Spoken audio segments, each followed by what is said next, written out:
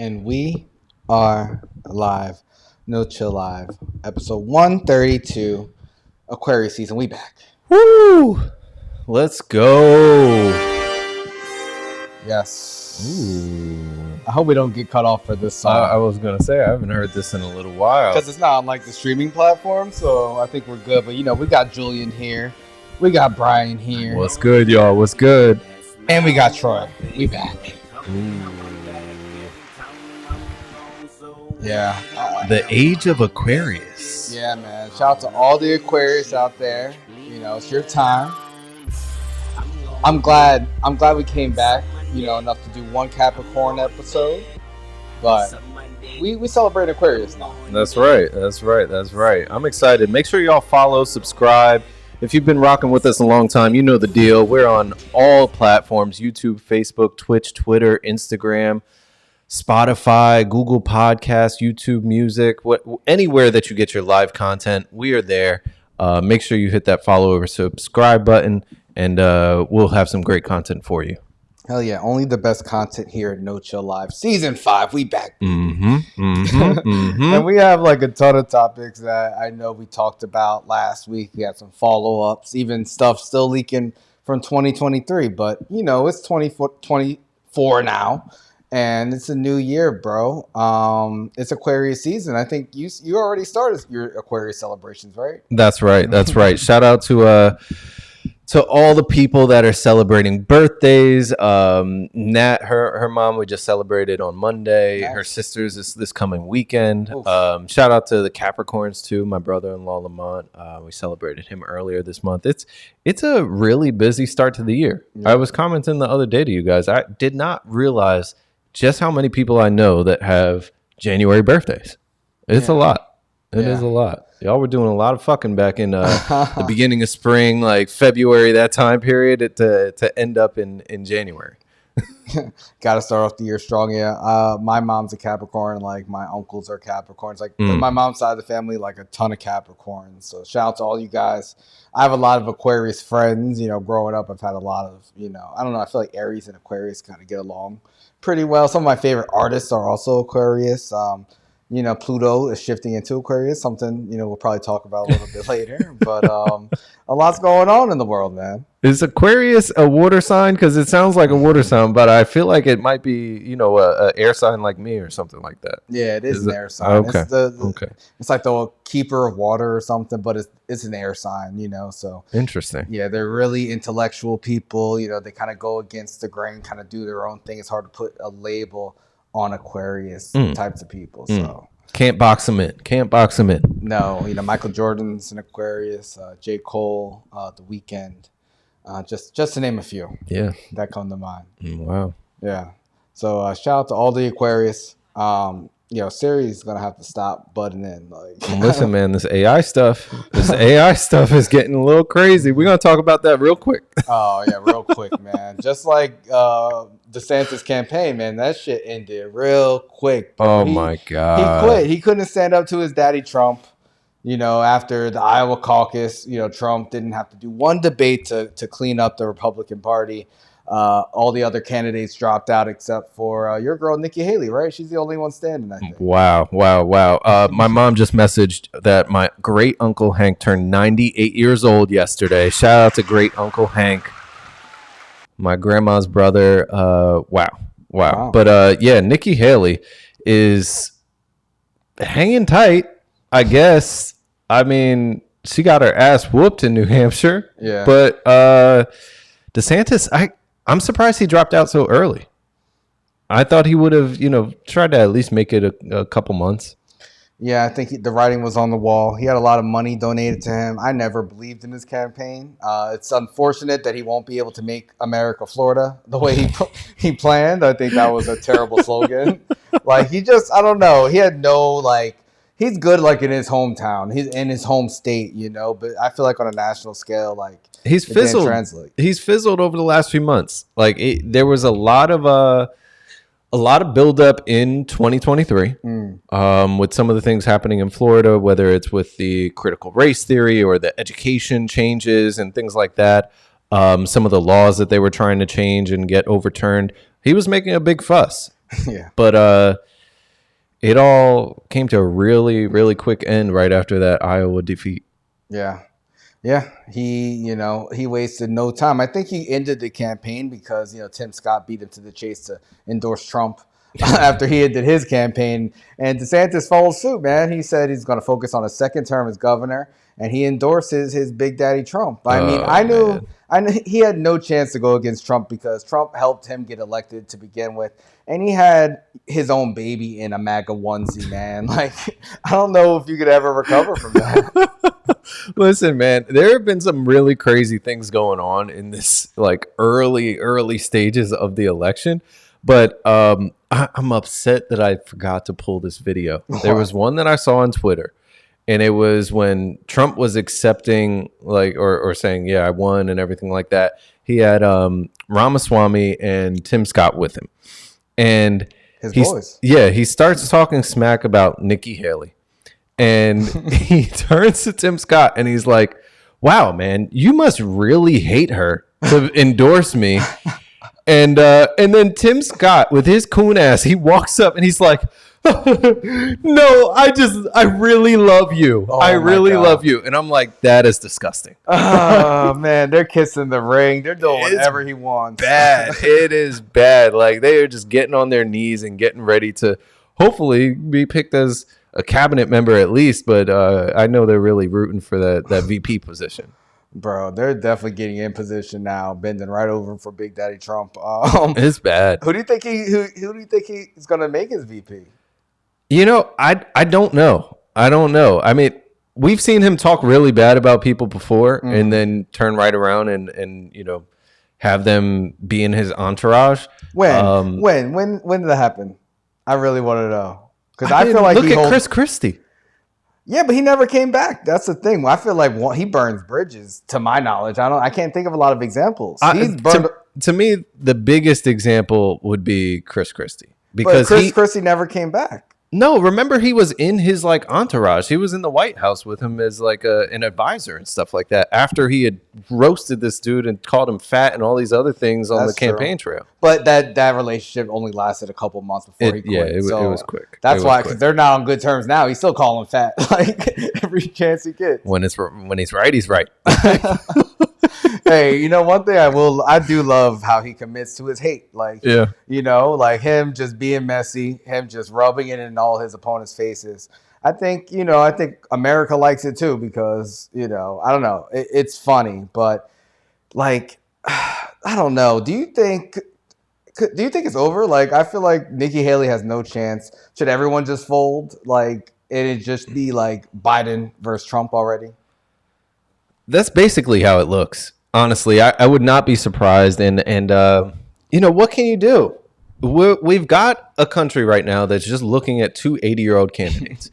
I think I've heard a quick clip from Abby Phillips on CNN, and she was talking a little bit about this election, and she was saying, at some point the parties are going to have to figure out what direction they want to go in, and figure out, do we want to drop these 80-year-old candidates? Do we want to stop supporting them? It's not going to happen this election cycle because there's literally no bench. Yeah. Neither party has a bench of candidates.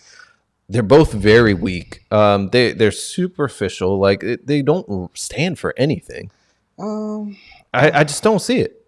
I don't. Yeah, they're calling Joe Biden a genocide Joe on the left. But hey, he's saying he's like the other guy, because they asked him the question, are you worried about like losing support from like Arab people in the United States? He was like, listen, the other guy, he wants to kick him out the country. He doesn't even want them to be here. And honestly, that's a decent argument because Trump did run his last campaign on a Muslim ban and actually put a ban on Muslim countries for people to fly into the country early in his presidency. So I feel like Biden might be making some good points. I mean, if the argument is, do you want to vote for the person who won't let you in the United States or vote for the person who sends weapons to Israel to kill you? Like, I don't know if that's necessarily the platform you want to stand on. I mean, is Trump not going to send weapons to Israel? Who knows? I don't know what he's going to do. He will. Does he like the Jews? I don't know. I've never heard him say a bad word about them. And if I'm wrong, everybody send DMs, send us some comments, let us know. Correct me, But I don't know if I've heard Trump say anything about them. He's been wise to avoid them. I mean, has he said anything wrong about black people? Like, obviously, no, but there's some underlying things that he said. Other than look at all my blacks behind me. That's good. That's nice. I mean, Joe Biden. That's nice. That's inclusivity, man. Diversity. Joe Biden said, if you don't vote for me, you ain't black. That's worse. He did say that. That is worse. I don't know. I don't know. This is just really nasty. I hate that this is what we have to like deal with right now. Yeah, it is tough, man. I think Joe Biden has a decent point saying he doesn't want Arabs in the country, because when Trump was running in 2015 and 16, you know, he was like saying he didn't want Muslims in the country, and he also didn't want anybody that was migrants. Brown or any color that isn't white. Exactly, you know, and they talked about this in his last, you know, years ago. And Kelly Osbourne, you know, oh man, she was talking about how like he didn't want Hispanic people in the country or Latinos in the country. Yeah. She had a really passionate argument about this. Yeah. Let's hear what she had to say. Not help. And if you kick every Latino out of this country, then who is going to be cleaning your toilet, Donald Trump? Oh, that's no. In the sense that you know what I mean. Like when I'm saying that there's more jobs to be in LA. They always in LA. Latinos are not only the only people. I didn't mean it like that. Come on. Oh, no, I would Come never on. mean it like that. Okay, I'm not part of this argument. I think what you're saying is that Trump himself needs to look probably relies on a lot of these people that he's insulting. She says this is the worst thing she's ever said. Probably on TV. I'm sure she said worse things behind closed doors. Bro, can you imagine if this is something she thought she was saying, like, and the audience was going to clap and people were going to agree with? Can you imagine the shit she'd be saying off camera? The worst part is she laughed at the beginning. She was like, "Oh, this is going to be funny." Oh, that's bad. That is really bad.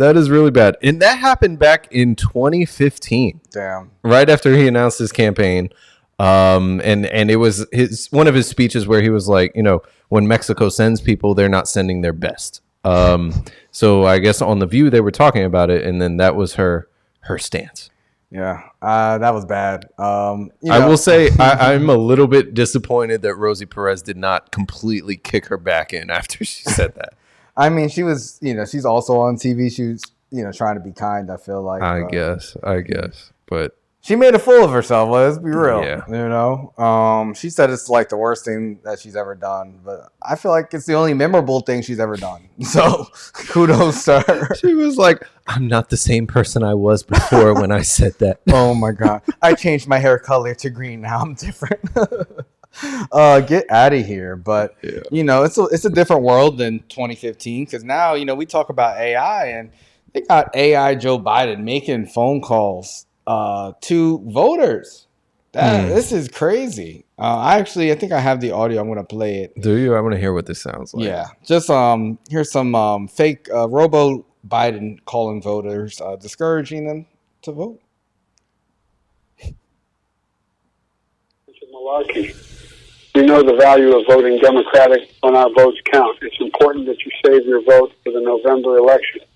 We'll need your help in electing Democrats up and down the ticket. Voting this Tuesday only enables the Republicans in their quest to elect Donald Trump again. Your vote makes a difference in November, not this Tuesday.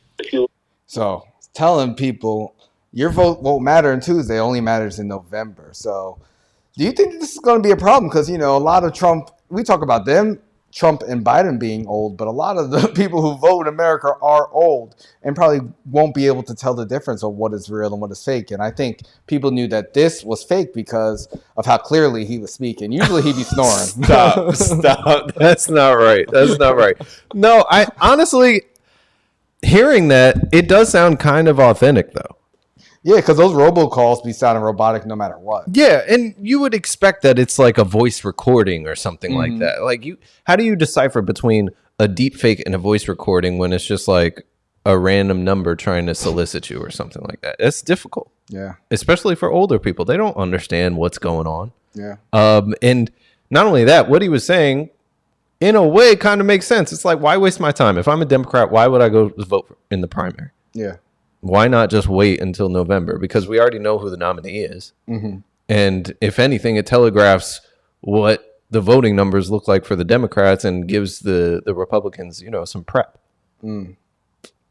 It's somewhat convincing.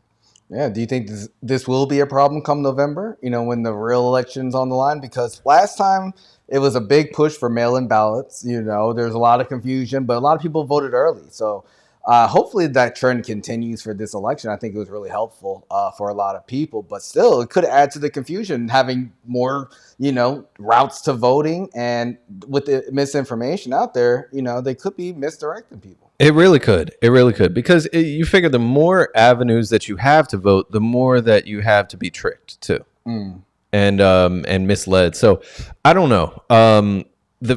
What I would wish I knew what percent of the population was like 60 and older. Voting population? Yeah, voting population. I don't know, Troy. Can you find that out? I'm curious too. Yeah. But I will say, I feel like a lot of Trump supporters, they're already conspiracy people, QAnon followers. I think they're most susceptible to falling for this. They only believe him. They only believe him in the Facebook articles they read. Yeah. And I got to tell you, even with my own family, and I let them know, look, my mom said, would have fooled me. Mom, I'm trying to tell you, you got to stop believing these Facebook articles, the phone calls and things like that. If you got questions, just give me a call. Okay. I'd be more than happy to help you out, Mom. But people believe this stuff. When they see it on Facebook, they automatically think it's a real article. Yeah. Yeah, I mean, Trump says so many crazy things. I feel like you believe anything you hear, if his voice is saying it, So all Trump supporters, if you want to vote for your boy, the election's already rigged. So you might as well stay home. Yeah. Or just, throw vote the next day on Wednesday if you really want your vote to count. I feel like people are going to get really creative on both sides, and then foreign agents. Don't do that. They're going to put that tag on this clip now. They're going to be God. For real voting information, go to www. Bro, they cut them budgets at these companies. They don't give a fuck anymore. They only kick in maybe 3 months before the election. You don't think it applies right now? I don't know, man. But this is all jokes, guys. Everyone. They stopped putting the COVID banners. They did stop putting those. I haven't seen them in a long time. Wow, I'm not sure, but wait. Yeah. So it's about 74 million Americans, or about 17% of the U.S. is over 60. Oh wow. Yeah. Wow. But that's not for voting. Registered voters. Oh, registered voters. If they're, I feel like the percentage is probably higher. For voters it's probably higher, but still, that's almost 20% of the country. Yeah, but I feel like it's probably closer to almost 50% of active voters. You think? I don't know. I don't know for sure. I'm just trying to give an educated guess. Yeah.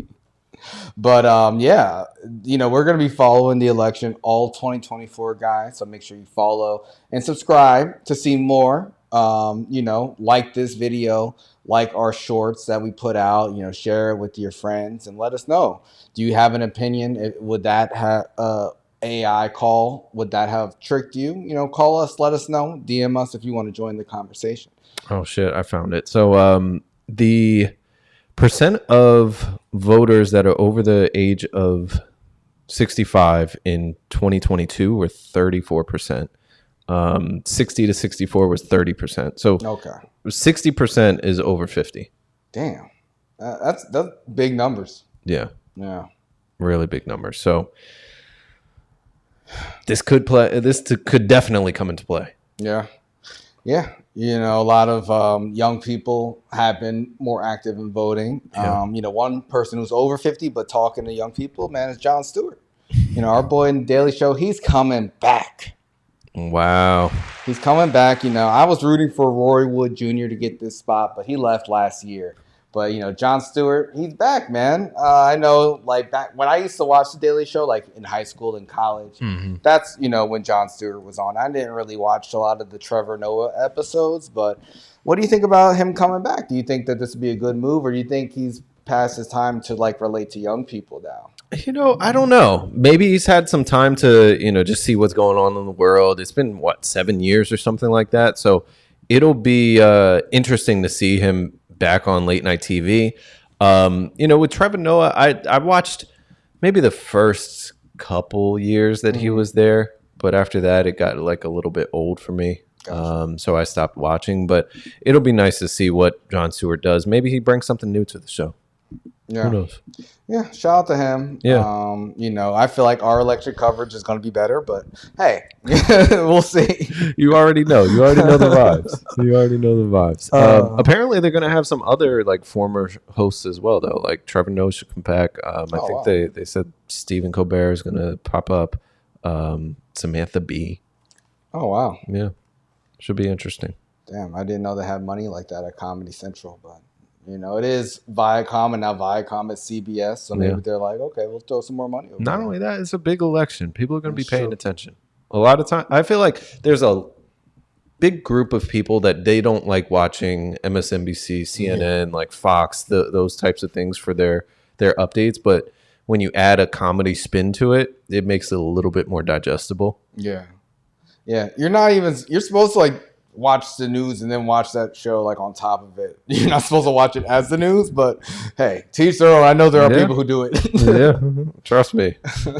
I mean, I feel like The Daily Show is more credible than Fox News, so in my personal opinion. Yeah, Fox is both comedy shows. Oh man, but yeah, shit, it's not a comedy, it's a tragedy, man. Yeah, tragedy we've been following since 2021. It's 2024, and we thought it was over. 3 years at this point. That's nuts. Alec Baldwin, man, the Rust shooting. They brought up some new manslaughter charges in New Mexico, man. A grand jury, they for the 2021 fatal shooting on the set of the movie Rust, they brought forth charges. I guess I don't know, the new evidence has come since last year, because last year that they dropped the involuntary manslaughter charges. But hey, the grand jury said, no, we back at it, man. Do you think he should be worried? If there's new evidence and they're bringing it back, they wouldn't just bring it back like on some bullshit, because I feel like that's a lot to put the public through. That's a lot to put Alec Baldwin through, and also the victims, obviously, of this murder, manslaughter, whatever you want to call it. So he's got 2 counts of involuntary manslaughter, and they're saying the first one that the first involuntary manslaughter charge against him is described in court documents as negligent use of a firearm, and the second is without due caution or circumspection, which is detailed as an act committed with total disregard or indifference to the safety of others. They're 4th-degree felonies, and they're a little bit different, I guess, than the previous charges that were dropped last year. But I don't know. We'll see what happens with this. I'm surprised that it's still just continuing to go on. Yeah. He played Trump on SNL, Alec Baldwin, and he did. We're gonna miss him. we're gonna miss him. I want to know who his replacement is to play Trump. His replacement's better. He's on it. They have his replacement has been doing it like the last year or so. Oh, I haven't seen. Yeah, he's pretty good. He's actually a real cast member too. Okay. But I think he should be worried, man. I don't think this is going to work out well for him. I thought he was going to be convicted the first go around, but I was like, okay, at least, I feel like money was the reason why he was able to get those charges dropped. Because that interview he did was one of the worst things I've ever seen. It was way worse than the Jonathan Majors interview. Which is saying something. Yeah. Oh my God. But yeah, we'll see. We'll be following this all year.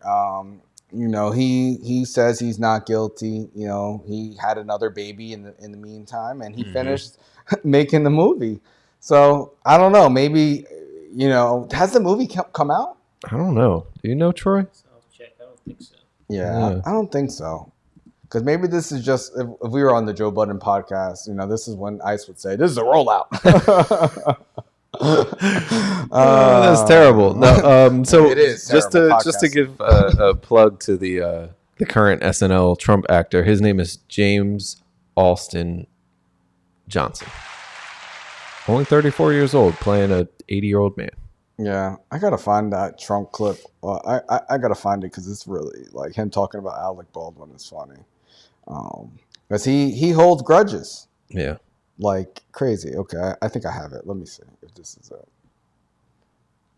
You remember John Lovitz, the liar, on a horrible show now, but it used to be good, right? It used to be good. I actually hosted it. Saturday Night Live. I hosted it, and to great ratings, I might add. But I hosted. That was before I ran for politics. After I ran for politics, they weren't too interested in having me host it, although I covered a lot of time. And Alec Baldwin's a sick puppy. He was terrible. I don't know. I haven't seen the new guy, but I hear he's better than Alec Baldwin. But anybody would be. You'd be. Anybody in the front row. Well, it's true. But that was not a very good show. It's become a very bad show. It used to be a little bit funny, but some pretty interesting things come out of it. Hey, by the way, Alec Baldwin, did he pull the trigger? Okay. No, I think he's a sick person. I've watched him. He's a psycho. Something happened there. That's a strange deal. Something's crazy. And it's so scary that he has a whole crowd of people behind him cheering on everything he says. Listen, hearing him talk, because it's been quite a while since I really heard him talk. Mm-hmm. He still got it. No, no, really. Like he's still like. It's entertaining. It's messed up. It's terrible. I'm not disputing that. To even joke about this woman who got killed by Alec Baldwin with this incident, like that's really poor taste for ex-president, potential next president. Like it is entertaining though. Yeah. I can't lie. I think it's entertaining too. And yeah. I like how he just goes after his enemies forever. Obviously that was in poor taste, but yeah. You know, Alec Baldwin has been taking shots at him for years, and you know when he took a real shot, never mind. This is just dark. This is terrible. Oh man, terrible. But you know what? Some movies don't have murders on the set, and those movies get nominated for awards. Hey, Oscar nominations 2024. Yeah. Oh man, is there like Oscars music? I feel like we should have some Oscars music. I don't have any Oscars music. That's good.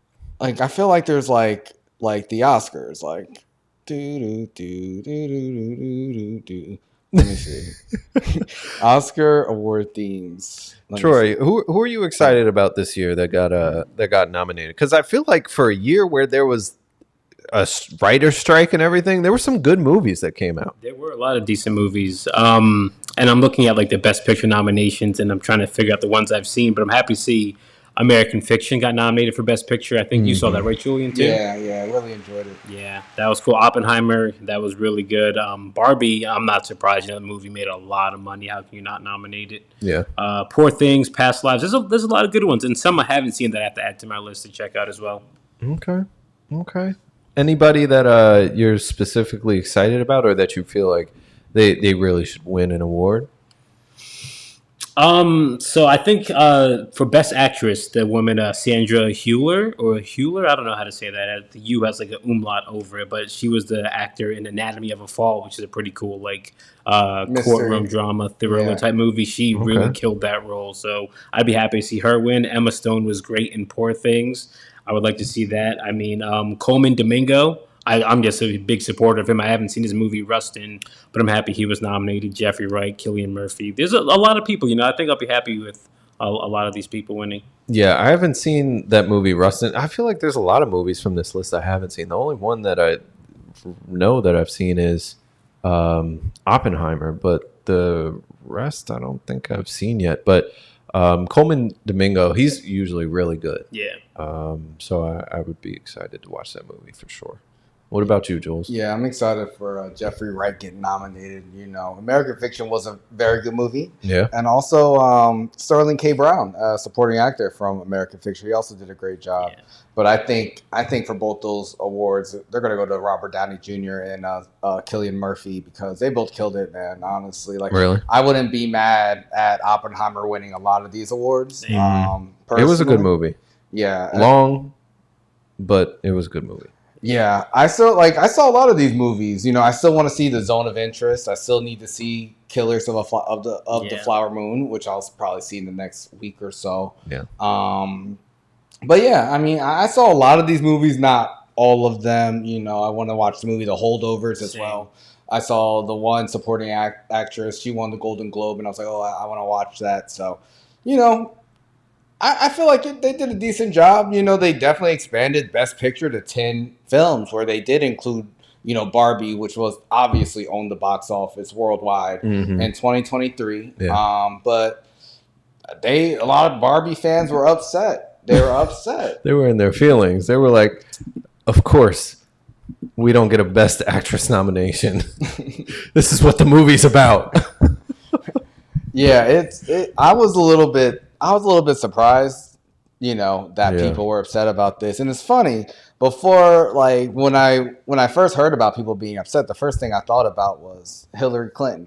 Because I was just like, you know, in 2016, when Hillary Clinton lost the election to Donald Trump, you know, white women, they just catapulted themselves to the top of, like, the victim totem pole. Of course. And they, you know, they've been on a rampage ever since. And it's just like, they got so many nominations. You know, Ryan Gosling was nominated for Best Supporting Actor. Yeah. And America Ferrera, Ugly Betty, she was nominated for Supporting Actress. And, you know, I feel like, you know, Best Picture is a big deal. They were upset because Margot Robbie didn't get nominated, and neither did the director Greta Gerwig. Yep, Greta Gerwig. Yeah. So I don't know. People were pretty mad, man. Were you also surprised, or? Bro, I don't care. I don't care. I still haven't seen the Barbie movie. I have no interest in seeing the Barbie movie. Maybe one day. But it is what it is. If you didn't get the nomination and other people from your movie did, maybe you didn't do a good enough job.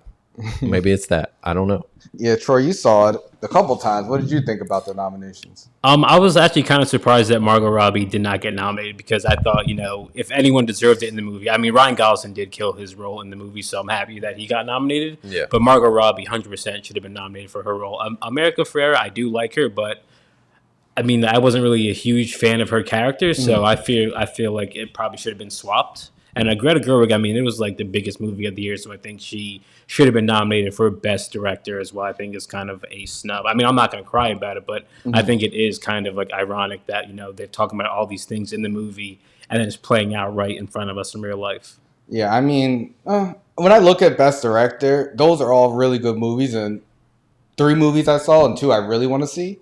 I think the Best Picture nod wouldn't have even been there if they didn't expand to 10 films. And also looking at Best Actress, like, who are you going to take off? You know, you got 5 real strong performances here. I know Emma Stone, I think, you know, her performance in Poor Things was great. But I did want to shout out America Ferrera, because her monologue, you know, it like went viral kind of for the movie. So I wanted to play that. Yeah. Yeah. Hold on. Let me pull it up. She's been good for a while. It is literally impossible to be a woman. No.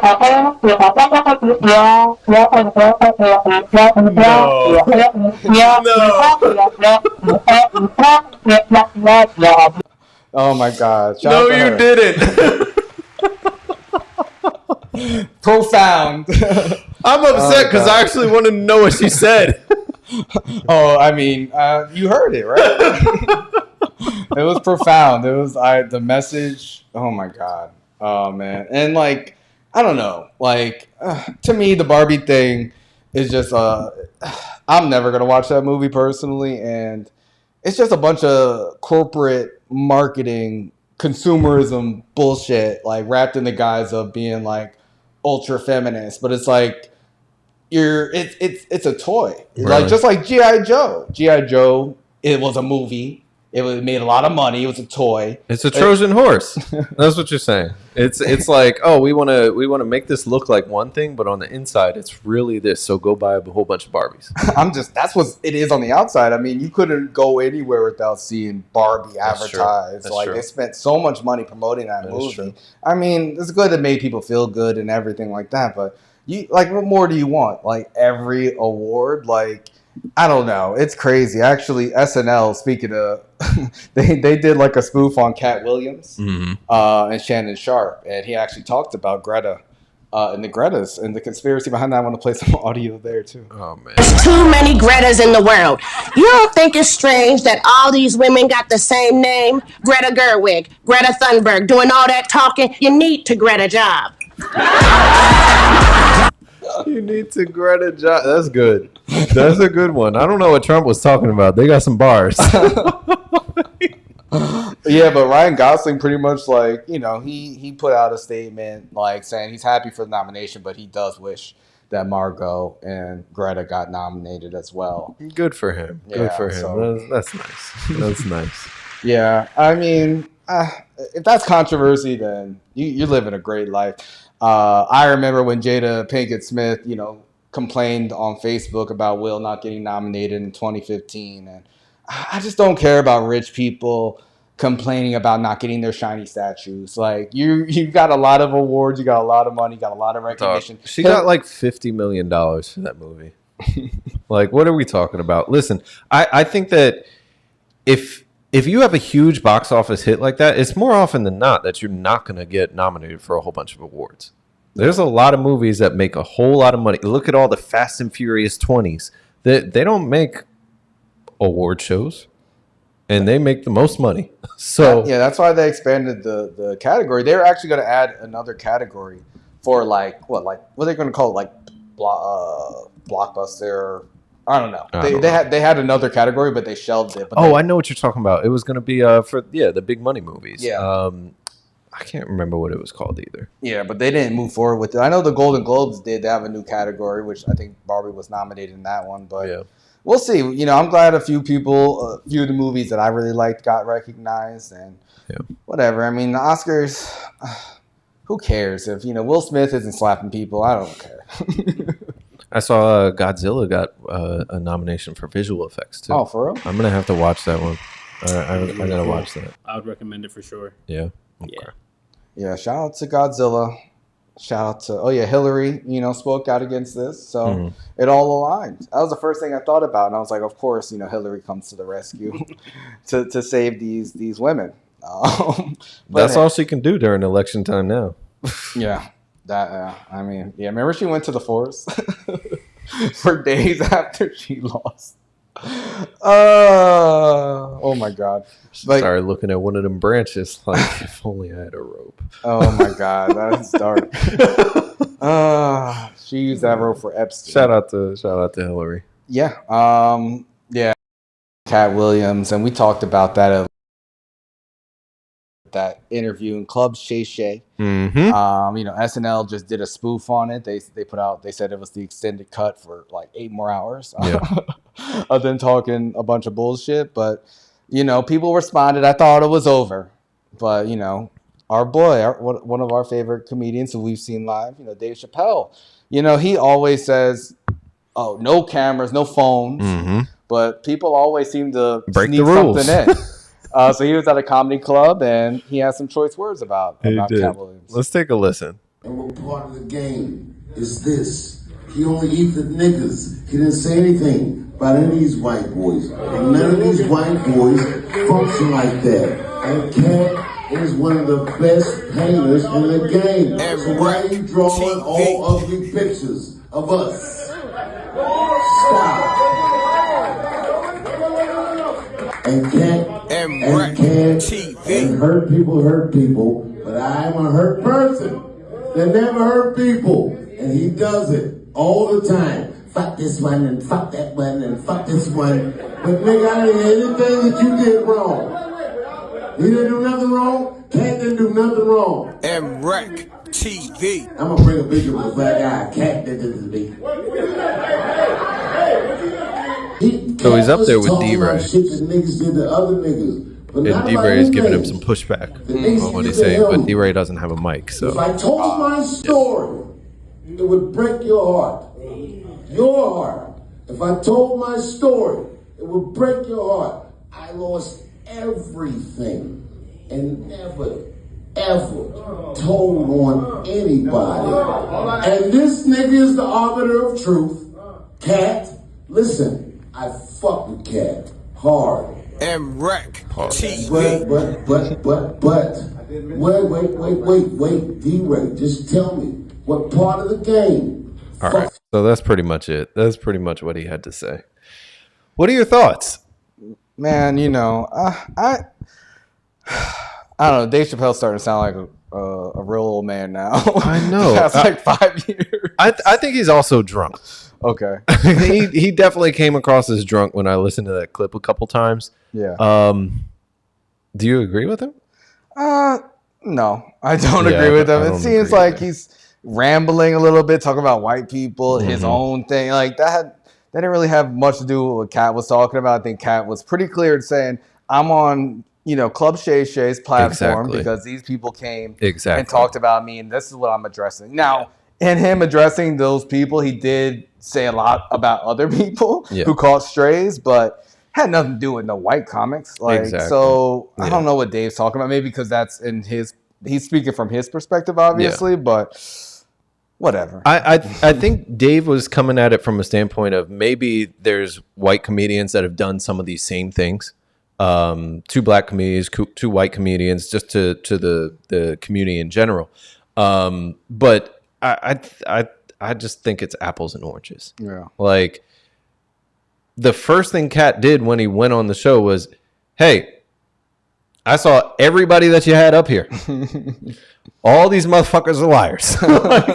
And then he spoke about the people that Shannon had on the show. Like with Shannon's platform, he almost exclusively has black creators on his platform. Black entertainers, black athletes, black anything. He uses his platform to promote from his community.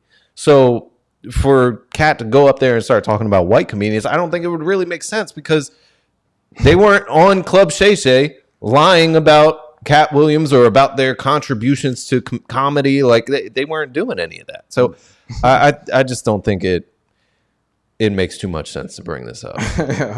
Yeah, it's just like, oh, what about the white people? It's just like, what? Whatever. I don't know. I mean, hopefully these comedians get it together. I really enjoyed Katt Williams' interview. I thought it was mildly entertaining. Of course. You and 60 million other people did. Yeah. But I don't know. Like, I wonder, like, 'cause I feel like Dave Chappelle's been doing a really good job of locking his shows down. Yeah. Do you think that he knew someone was recording him? Because I don't think he did at all. Because he has literally stopped like arena shows because he has seen someone with the phone. So I wouldn't see him going on with this rant if he knew someone was recording. I don't think so. Plus the way that the camera angle was, like they were trying they were trying to be sneaky. They were in the cut. They were behind like a pole or a chair or something like that. I don't think he knew. Yeah. I don't think he knew. And it looked like a small venue. I didn't even know he was doing shows with D-Ray. Well, yeah, he does comedy. He does comedy clubs and stuff when he's like working on new material. Like he'll just pop up places. I mean, a lot of comedians do that. Chris Rock does that. Yeah. So people have different processes and stuff, but I wonder if Katt will say anything. I don't think so. I mean, he praised Dave Chappelle. I'm looking forward to Katt's special to drop. Really? That's what I want. I want to see what he says. He's coming to Jersey. I think like Atlantic City or something. Oh, okay. I don't know. I like Katt Williams, but it's like his stand-ups are like hit or miss for me. I agree. So I don't know if I'd really care to see him live. His one from 2023, it's on Netflix, and I watched like the trailer, and it wasn't hitting. It wasn't landing for me, so I didn't even watch it yet. But when he's on, he's on. It's just I agree with you. I haven't seen like a really good Katt Williams stand-up special in a while. Yeah. The most memorable one for me will always be that green suit that he had, where he's doing like every day I'm hustling and all that kind of stuff. That was one of my favorites of all time. Yeah. What was that? It's Pimpin'. Was that it, or is that a different one? The Pimp Chronicles. Pimp Chronicles. Okay. Yeah. Pimp something. What do you guys think? Do you think that you agree with Dave Chappelle? Do you think that his comments were warranted? I mean, Katt did bring Dave up, but he kind of bigged him up. He talked nice about Dave. Yeah. Talked nice about a few people. Yeah. Yeah. Hopefully they're able to make amends. One person is trying to make amends with the whole Jewish community, Kanye West. Oh, man. still has not dropped Vultures, has not dropped the album, but TMZ is saying that he's about to drop a 40-minute apology video over his anti-Semitism. Now, he's also been very active on social media, him and his wife, Bianca, and her outfits, making cream of wheat. Cream of wheat. I feel like he's in full album mode, so I'm really hoping all this means, that we actually get the album. But what do you think about the apology before we get into all the other stuff? Do you think it's going to drop like all 40 minutes of it? And is there anything that's going to be able to, win back that community? Because people have been really mad at it. I mean, he lost a lot of almost his billionaire status from these comments a couple of years ago. Do you think this video is going to do the trick? I mean, dude, he just came out with like a 10-minute video at his album listening party where he was still talking shit. So I don't think anybody from the Jewish community cares about this right now. When you compare, trying to kill Palestinians to Kanye apologizing, I think they've got their priorities set already. Bro, that's not all Jewish people. I'm sorry. I don't want to put everybody in the same bucket. That's not what I'm trying to do. No, but it was just a joke. All right, don't cancel me. But I don't think anybody cares. I don't think a single soul cares. And honestly, I'm trying to figure out what is Kanye's angle from a religious standpoint. Like, is he still Christian because his wife is naked on social media every day? Yeah. Or is he a Muslim? Is he Jewish? Now he's posting in Hebrew. What is going on? The Hebrew post was another apology, and they said it was AI generated, or people were speculating. I would have expected no less. So I think that's why he did the 40-minute video, because he was like, "This isn't AI generated. It's just me." And he has his streams of consciousness. I hope he does drop. You know what? I don't even know. I care about the album. I don't care about the apology. I just want to hear the album. Like, I want to hear whatever him and Ty Dolla $ign have created. They're talking about February 9th now. Please just drop something. Yeah. Even a couple songs. A couple songs would be nice. Yeah. Troy, what do you think about the apology? You think it's enough? No, I don't think it's enough, because I think his actions and stuff, because if this apology video is still recorded, or it was already recorded, he's still wearing merch that is made by a literal Nazi.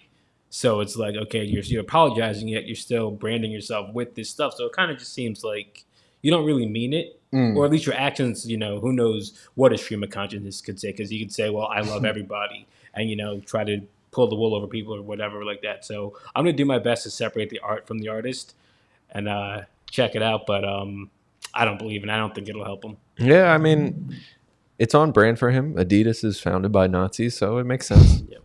Yeah, honestly, I think you're right. I think it probably would do more harm than good, him talking for 40 minutes straight. He's going to say something that's going to be worse than what happened before. So maybe he shouldn't drop the video. Just drop the album. I mean, move forward with it. I don't know if he's not able to distribute the album because he broke a lot of relationships with big corporations. I'm not sure, but we saw Adidas still, push out Yeezys last year after he said a lot of crazy shit. So. And they talking about doing it this year too. I'm sure they are. I'm sure they are. So I don't know. But yeah, he did say, Vultures is dropping February 9th, but it's actually going to be 3 volumes. So volume 1 is February 9th, volume 2, March 8th, and volume 4, April 5th. I'll believe it after I listen to it. Yeah, it's really hard to believe. I mean, I didn't believe it before. I was hopeful, though. I had a small, percentage of hope, but now it's just like there's so much going on. There's no way. It's hard to keep track of anything or even just talk about this guy because he's been spamming us with pictures of his wife, with barely any clothes on, with a gimp mask and this no pants. Man, he didn't want his daughter to be on social media dancing, but he's okay with his new wife being butt naked. Yeah, actually, maybe it's because she's not a mother yet, because he was critical of Kim because she was a mom. But it's just like, if this woman's your wife and she's gonna be like a mother figure to your kids, if she's your wife, then she's already the stepmother. Exactly. That's what I was trying to say. It's I'm saying I agree. it's a little bit hypocritical. But I feel like everything he does is like hypocritical, man. He's a crazy Gemini, and he's just an artist. I feel like the way he lives his life is true to like him wanting to express himself artistically, and it's hard to make sense of that, rationally at all. And I try not to make a lot of sense of it. I feel like he's always gonna be, saying one thing, doing another. I mean, he stopped cursing on his records for years, even cleaned up Donda before it was released. And now, once he actually got the divorce finalized, he put out a lot of cursing records. Yeah. And it sounds like Vultures is going to have a lot of cursing on it. I will say it was pretty cool to see him and his daughter North like walk through like the video treatment for her feature on the song. He posted out on Instagram today. So he's still on daddy duty. I still been rocking with a lot of his fits. He's been out in the streets with. I'm just looking forward to the album. I think, Troy, you're right. Like, he should not put that apology out. Oh, boy. It's only going to make it worse. I just want the album. That's the only thing that's going to happen. That plus, I don't think anybody cares. Like, just let it go. People care. There's people who care. But hey, I don't know. Maybe you're right. We'll see. We can only find out. We can only find out if he releases the album. So Kanye, please just give us that music. He was able to, mend his relationship with Kid Cudi. He was. And we talked about Cudi's new album last week. I told you didn't we talk about this, whether or not they would make up? And I was like, they're gonna make up. Yeah, exactly. These guys, these artists. But Cudi's been doing his media rounds, and I think it was what's the guy? Zane Lowe. Yeah. I think he was doing a Zane Lowe interview, and he was talking about making up with Kanye, and then they talked about Lupe Fiasco, and he was talking about when he worked at Bape, how he used to hide whenever any rappers would come into the store because he didn't want them to use that against them. When it came to any potential rap beef. Now it's funny to hear Kid Cudi say that because it's just like he's not known for any rap beef. Yeah. So Lupe has been mad at him for a long time and took this as an opportunity to kind of go after him on Twitter. At first Kid Cudi kind of tried to take the high road and kind of like, be dismissive, be like, oh, this guy has so much hate in his heart type of thing. But then he kind of opened up and, tweeted him out like, let's talk, and they talked it out and they pieced it up. Congrats to them. I'm glad that there's just healing going on in the community. And Cudi, he seems to keep having these sort of situations where he has like these beefs, but he really wants to be cool with these people. Yeah. He basically tweeted out saying, just talked to Lupe, had a great talk. I know I was wrong, and I told him I shouldn't have did that fuck shit I did. I called myself looking out for the fans in the moment, but in reality, I was just hating. I apologized, and he accepted it, which I appreciated for real. Nice. He then said, I understand the anger and vitriol he had for me all these years, and I wasn't mature enough to step up and just have a conversation and admit I was wrong. Wow. We as black men need to be united. He always had love for me, always supported me. I shouldn't have did him like that. I want to thank my guy IBN for setting up the call, and you, the fans, for being real with me and urging us to speak. We are good now. Brand new journey. See you soon, brother. That's awesome, man. Kid Cudi is also an Aquarius, so it's his season. Yeah. Troy, you saw both these guys last year. I did. Both of these people are in my top 5 rappers. So I think I mentioned too last season a collab album that I would want, and it was Lupe and Cudi. Wow. And, hopefully, dreams might come true. You spoke it into existence. It's on the way. Yep, it is on the way. Let's get it. So no, I'm very happy they pieced it up because this beef has been going on for almost 10 years now. I remember following them on Twitter and seeing the fallout, and I was like, oh God, you got to be kidding me. There goes that dream. But we're back at it. It started right because Cudi was critical that Lupe was like charging fans for verses or something. What happened? Lupe was giving out like $500 verses. He said, "Hey, tell me your name, a little bit about you. I'll give you your own customized verse only for you." Like I think it was like 8 bars. He was like, "The only caveat is you can't put it online or anything. It's just for you." So it's kind of like one of those like cameo things before that got popular. That's dope. Yeah, it was pretty cool. And Cudi, saw it and he was like, "Oh, what are you doing with that money?" And Lupe, he was like, He was like, he thought he was messing with him. He was like, it's none of your business type thing. And Cudi's like, oh, well, I would never do that to my fans. I'm not over here swindling and scamming my fans. And then he started calling him names and stuff. And then ever since then, Lupe was like, are you serious? Like, because in Lupe's eyes, and from what Cudi said, that like Lupe was one of the only like real artists who like actually cared about him, looked out for him and stuff. Yeah. Back when he was dealing with like his mental health issues, his cocaine addiction, all that stuff. So he felt like he was stabbed in the back by like someone he actually cared about. So he's been on site ever since, but they pieced it up. Cudi, why was he even counting his money like that? He was looking out for the fans. He was like, are you donating that money to charity? Like, what are you doing? Like, it's like, it's not your business, man. It's my fucking money. It's $500. But would y'all pay $500 for a Lupe verse or any of your favorite rappers' verses? I mean, sure. I mean, if I were to do it, like I would want to be able to post it and share it. So if that's a stipulation, 500 is too much in my opinion. I don't know. What about you, Troy? Yeah, I would now. Back then, I didn't have $500 to do it. Right now, I'd be like, yeah, okay, sign me up, baby. Yeah, I agree. If I could get a verse from like Nas or from J. Cole for $500, shit, you could give me 4 bars. Yeah. With my name in it? Right. Just say my name. Yeah. What about Dame? Yeah. Damn. Yeah, I would do that for Dame. Absolutely. Hell no, I'm not giving no one with a Supermax any money. But I'm glad that they pieced it up. Maybe we'll hear some music from them. Yeah, you know, people worried about other people's pockets. Mm-hmm. One person who says there's no price on me pulling my dick out. Snoop Dogg.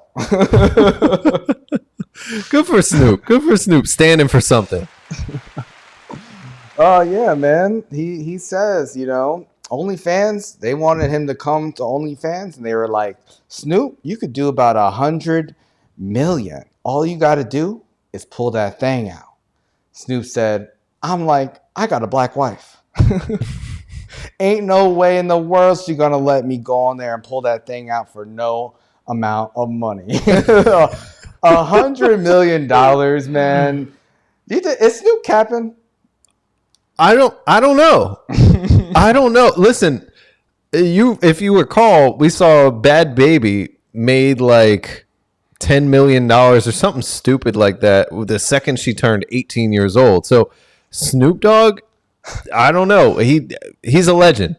Maybe there's people that are into that. We just saw Joe Smith's wife. She's all over OnlyFans and on these platforms talking about how she was, you know, popping and twerking. So I forgot about her already. Yeah, listen, man. Hey, that's his demo. That's his demographic. Maybe. I don't know. It's weird though. I would not want to see like a 50-something-year-old. He's got a whole family, kids. Like he's a grandfather, yeah.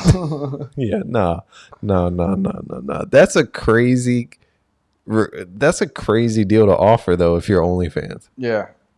Like, I don't know. I can't imagine them being, because I know a lot of other people are on OnlyFans and aren't naked, like Cardi B and other people. But maybe they're like, okay, if we're going to pay these big time celebrities, now we got to tell them to get naked.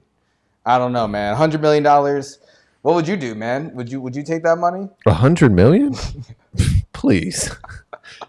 I will listen. Show me the money. Show me the money. Mom, Dad, don't go on this website. All right, whatever you do, don't subscribe to that link. Exactly. Oh my God, yeah. What about you? $100 million? Are you doing it, bro? You saw that Act Bad video? That shit ain't got nothing on me. 100 mil. You got an Act Bad video coming out every 3 days. Every day of my life, yo. I'm sorry, like 100 mils. Yeah, 100 million is a lot of money. Troy, what do you think?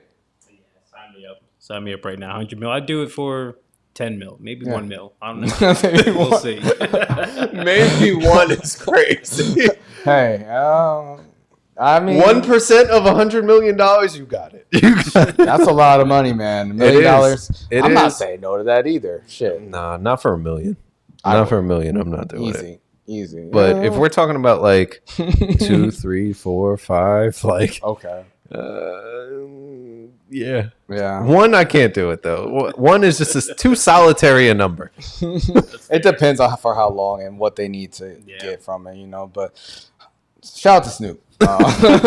Shout out to Snoop for not doing it. I wouldn't have paid for it. I don't know who would, but you never know. I think one couple who may be turning to OnlyFans soon, man, Amy Robach and TJ Holmes. Oh. We talked about this last week. They would get a bag. Yeah, they would.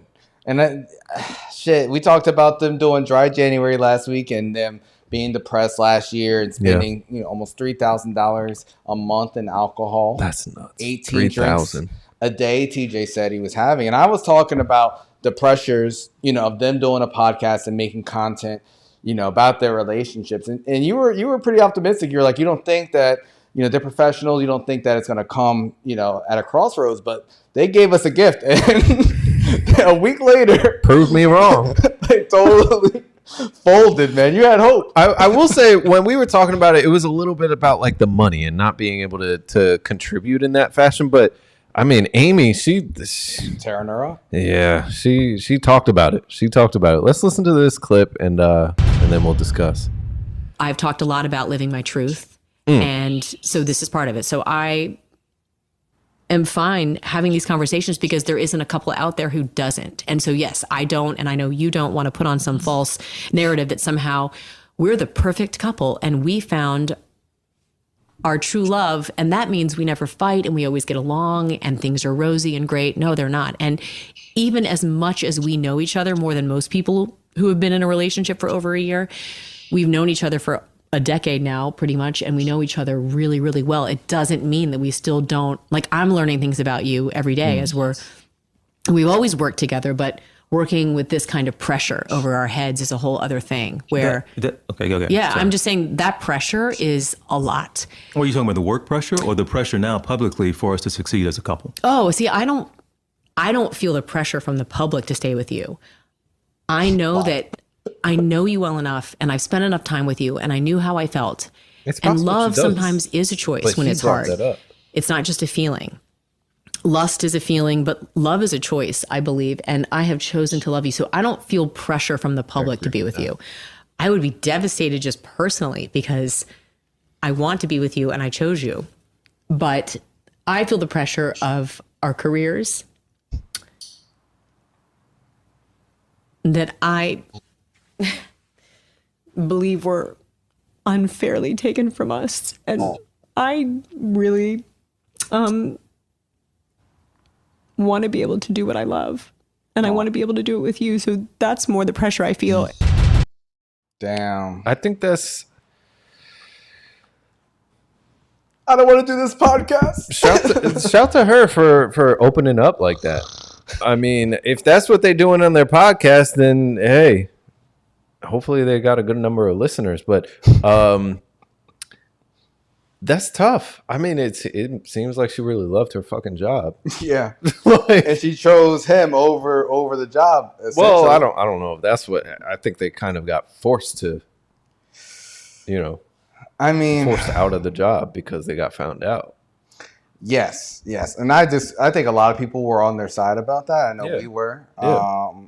We spoke out against them being fired, but yeah, it's tough losing your livelihood and now doing a podcast and having to actually talk about your relationship on the podcast. It's like weird. She just wants to go back to reading the news and making silly jokes and banging in the lunchroom with no one knowing. Like, you ain't right.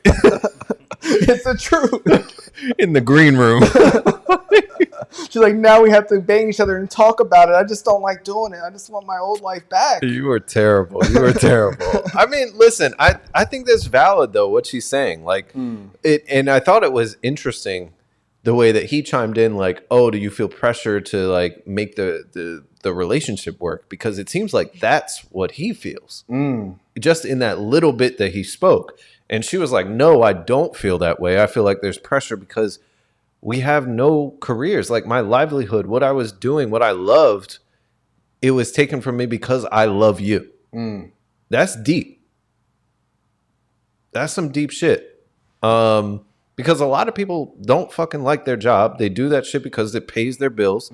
And to finally find something or to be doing something for so long that you really love and then lose it, it's got to hurt. Yeah. It's got to hurt. Hurt worse than losing your family, clearly. I mean, Maybe she hasn't lost the family, but it's just different. I mean, they traded families, so let's be honest. They did.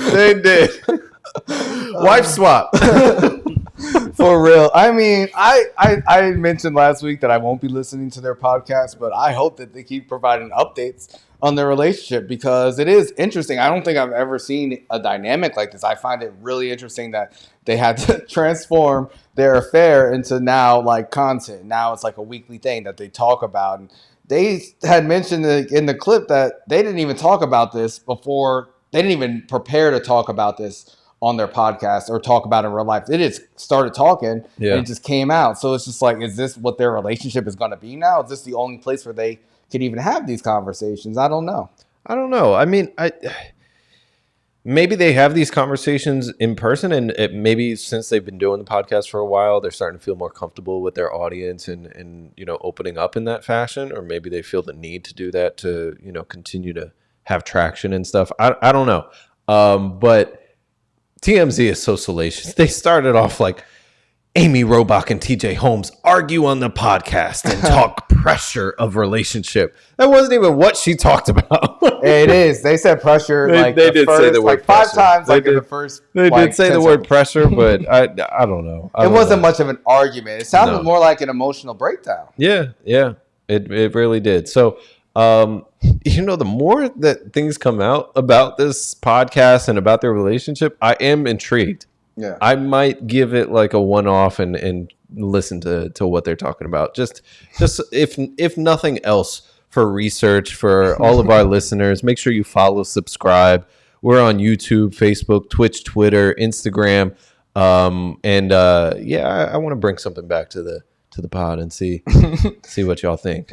Let us know, man. I would still be way more interested to hear their exes have a podcast and hear what they have to say, but I don't think we're ever getting that. But I think you do bring up a good point when TJ brought up the pressure from outside. Yeah. I feel like that was like, his subconscious jumping out. And clearly, I think he does feel the pressure more than her. This man, he was drinking 18 drinks a day, and he's still got like a six-pack at 50-something years old. I don't know how the fuck he does it. Runs to fun. We talked about it. If you want I'm gonna have to change my life and start running in the morning and then drinking. If you want to have 18 drinks a day and stay fit, you got to run marathons. Yeah. Shout out to Nipsey. And shout out to them. I don't know. I don't think that they're going to last through 2024. I think that they break up by 2025, 100%. Listen, I feel confident in them. I don't think they're going anywhere. I feel like they're locked in. They've known each other 10 years, and they've been together for the last year publicly. Yeah, and look, she's already breaking down on their podcast. Troy, do you think that they're going to anybody last? That's in a relationship, a woman breaking down is like a monthly thing. No disrespect to women out there. I'm just saying. Talking about their period, man. Relax. I think they're gonna last. Really? At least through this year. Okay. At least through this year. Yeah. No, yeah. I think they got it. Yeah. I think they need to start up an OnlyFans if they want to start making more money. And I don't see this lasting through the summer. If they get to the summer, I'll be impressed. But I think, by the time the New York City Marathon happens, like in November? Everybody bookmark this. Bookmark this. Julian does not believe in this couple. I don't. I don't believe in it, man. I think it's too much pressure. The affair was fun when it was hidden. And now you're stuck with this person now. It's different when you're stuck with the side piece. Like, could you imagine being stuck with the side piece? It's a pretty good side piece. Like, I don't think that's... I don't know. Personally, I've never had a side that I would want to, switch out for the main personally. Because if that were the case, then I would be with you. Did you have Amy Robach? That's what I'm saying. Like, I think this is a little bit different. Is she like a bombshell? She's like 50-something years old. He's 52. Like, yeah, but she's older than him. And I don't know. I'm not trying to shade them. I hope that they last. It's just, it's a train wreck, man. She's already crying on episode 3. But hey, keep it up, guys. I want to keep talking about her. Yeah, we're rooting for you guys. I don't believe in you, but I'm still rooting for you. Just like the Cowboys. I'm trying to find TJ Holmes' wife. His ex-wife? Yeah. She's pretty. You know, all of them are pretty people, and they used to like go out together and stuff. And of course they did. Swingers. Yeah. I mean, I don't know, man. But maybe Amy just, you know, she feels like after the affair, she just might be too good for TJ. I don't know. I don't know. But this one dating expert, man, he went on Instagram to tell women the 5 signs, you know, to tell them if they're too good for the man that they're dating. 5 signs. I'm glad you pulled this video because I feel like us just reading it doesn't do it justice. You got to see the messenger too. It doesn't.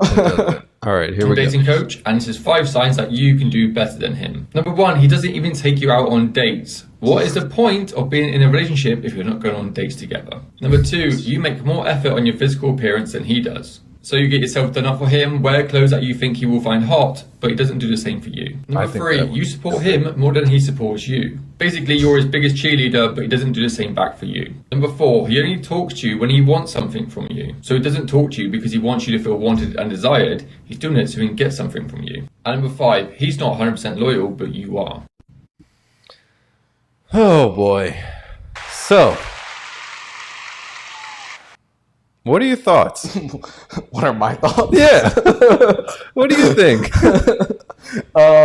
Okay. I think some of these points are good, but whenever I see lists like this, to me, it's always like, who is listening to this and thinking that this is like profound? Like, to me, it's like the bare minimum things. Like, you know, like the first sign is going out on dates. First off, this is really dependent on a lot of factors. Like, I think someone should put forth the effort, you know, to do fun things together. But, you know, depending on your job, your work schedule, your lifestyle, you may not be able to go out on 1 date a week as they suggested in this article. You know, it may be once every couple of weeks. You know, it might fluctuate. I don't think putting a number on that, you know. I also think like dates,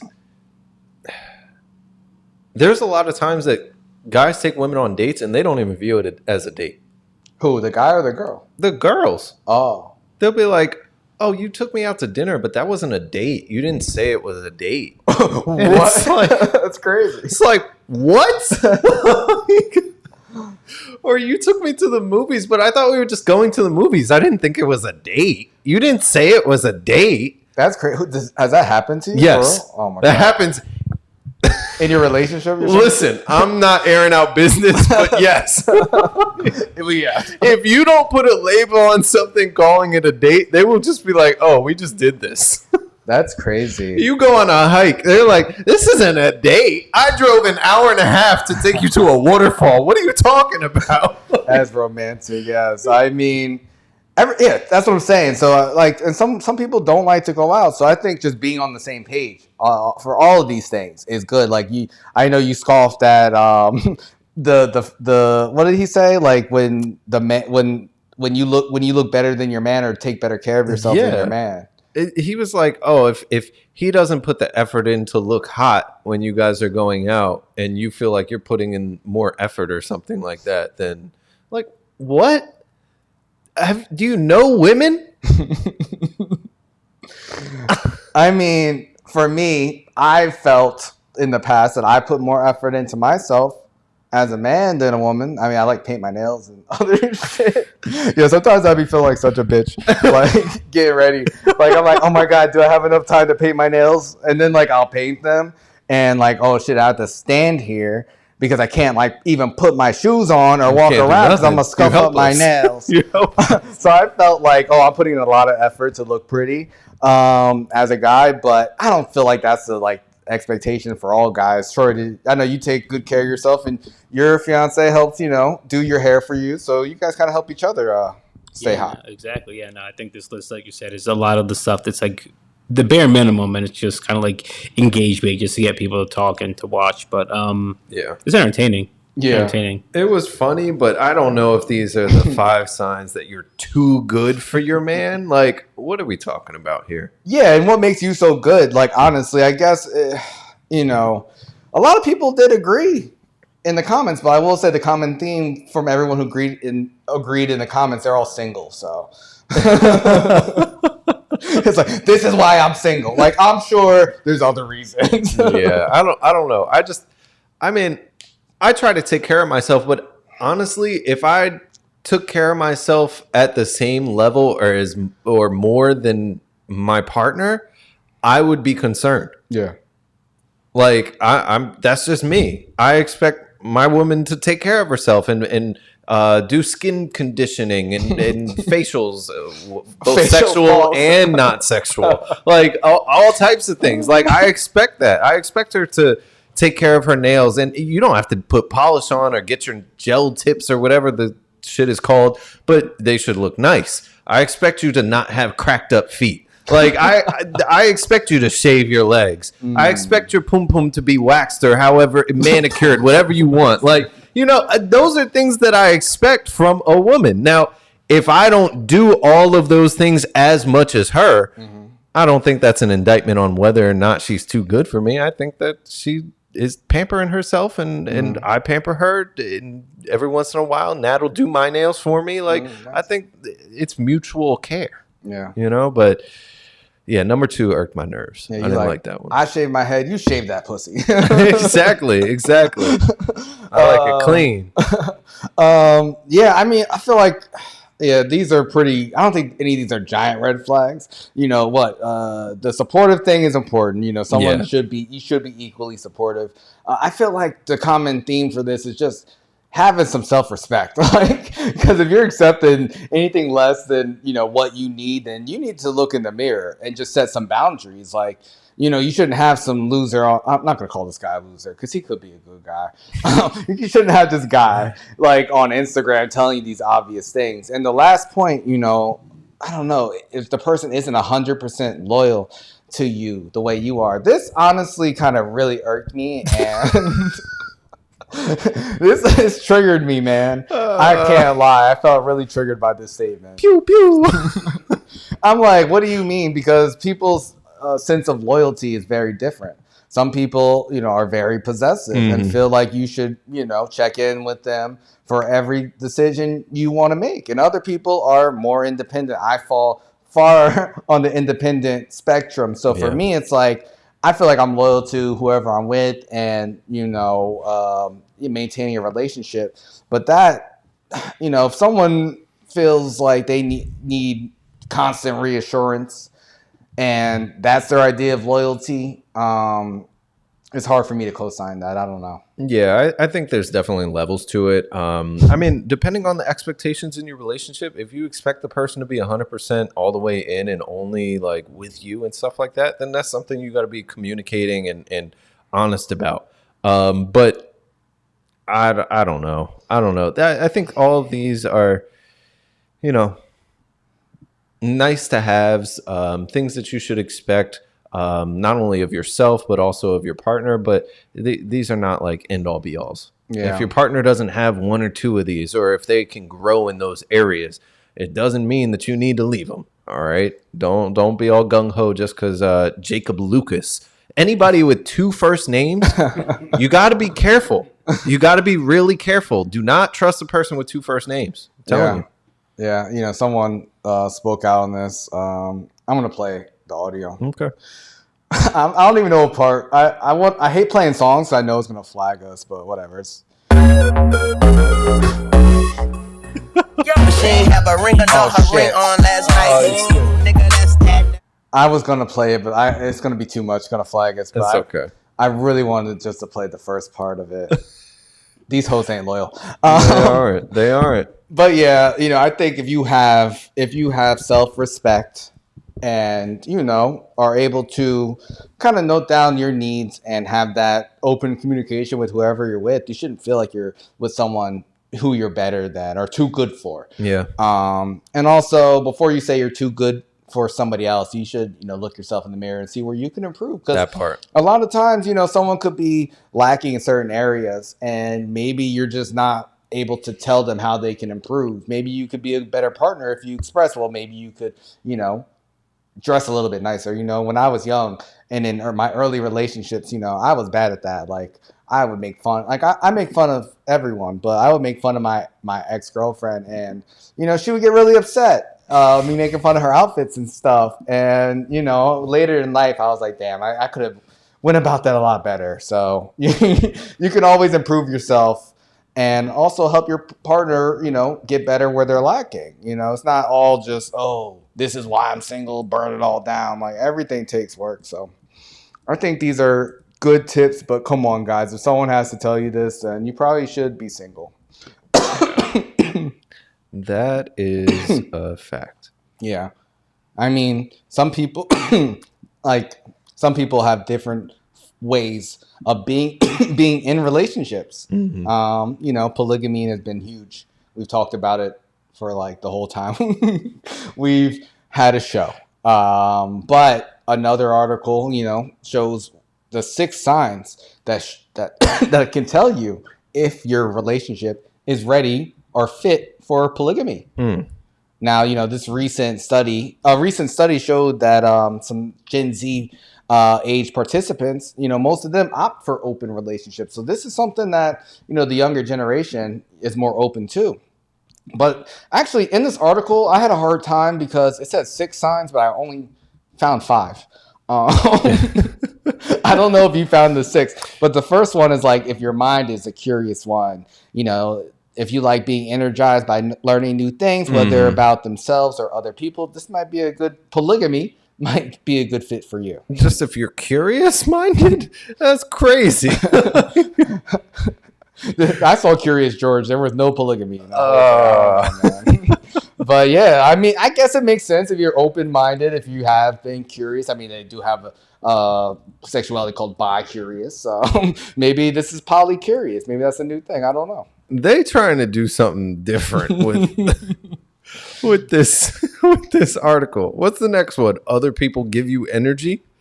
I mean, I feel like I relate to these things, but I feel like everybody's curious and gets that's energy, what I'm saying. Like, that's not fair.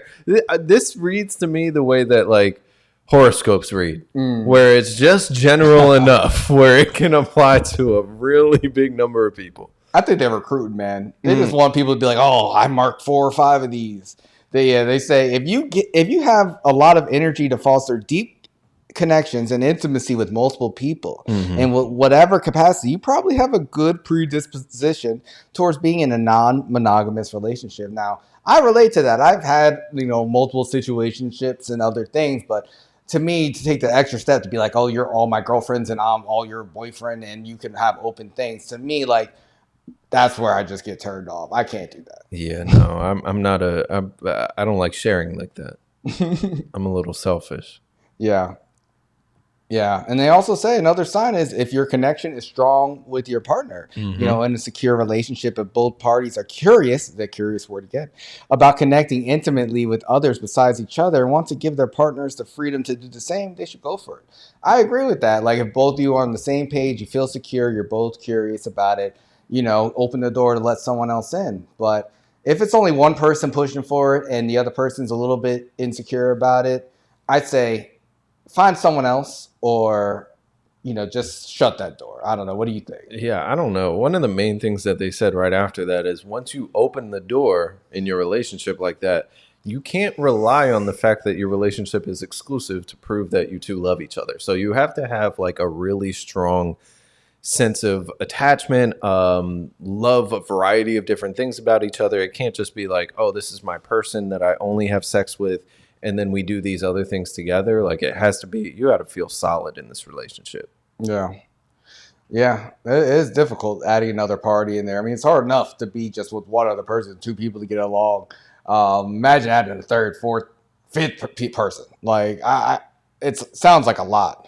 But they also say, like, if there's like distance in the bedroom, you know, while you might love each other deeply, a sexual disconnect might still occur, leaving confusion and lack of romantic satisfaction. This is particularly true for kinksters and people who like group sex. I think that's, obviously specific. Yeah. Because it's just like, oh, just because we're not connecting sexually, let's bring someone else in. Let's bring a tag team partner. Spice it up. The more people, the merrier. Like, oh man. Honestly, a lot of these things just seem like people are exploring a lot sexually, and I don't know. Are we just becoming obsessed with sex as a society? Ask Adam 22, man. He opened that door and he's still being a cuckold. I don't know. Yeah, I don't know. I feel like it's going in that direction. Yeah, I think it is too. You know, I dated this girl who told me, you know, that her ex was a cuckold. And, you know, their relationship ended shortly afterwards. You know, she actually took it upon herself to go with another guy. It turned her boyfriend at the time on, but he drew the line. He was upset that they went to the movies together. See, that's that emotional attachment we talked about the other episode. Emotional attachment is different, man. People don't like that. People don't like that.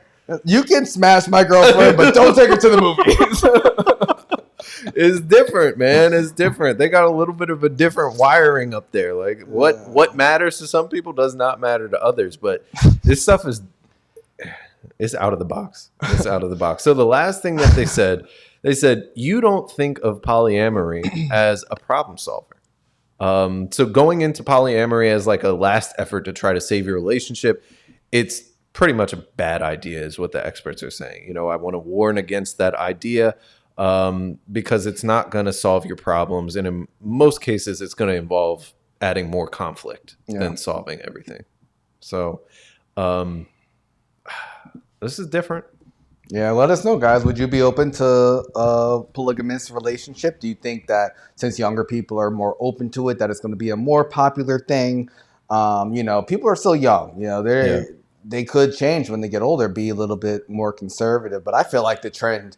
This is only the beginning. I feel like people are going to be doing much different things and having different types of relationships, you know, as we evolve. Yeah. So let us know, people. Would you be open to it? Do you think that this is going to become more common?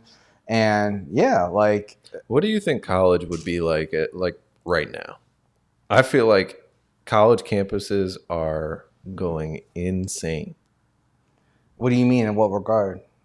I feel like it's like, from a sexual standpoint, I remember when we were in college, like there was a lot of crazy stuff going on campus, and that was like LGBT. I can't even talk today. LGBT. I can't talk. You know what I'm saying? All the gays. The gay people. Yes. It was just like becoming more accepted. I feel like maybe 10 plus years ago. When the Supreme Court said y'all can get married. Exactly. That was like 10 years ago. Obama and stuff like that. Like it was starting to become more accepted. Yeah. Now it's really like prevalent. I feel like people are going nuts in college. Yeah, I feel the opposite. I feel like this generation's more reclusive.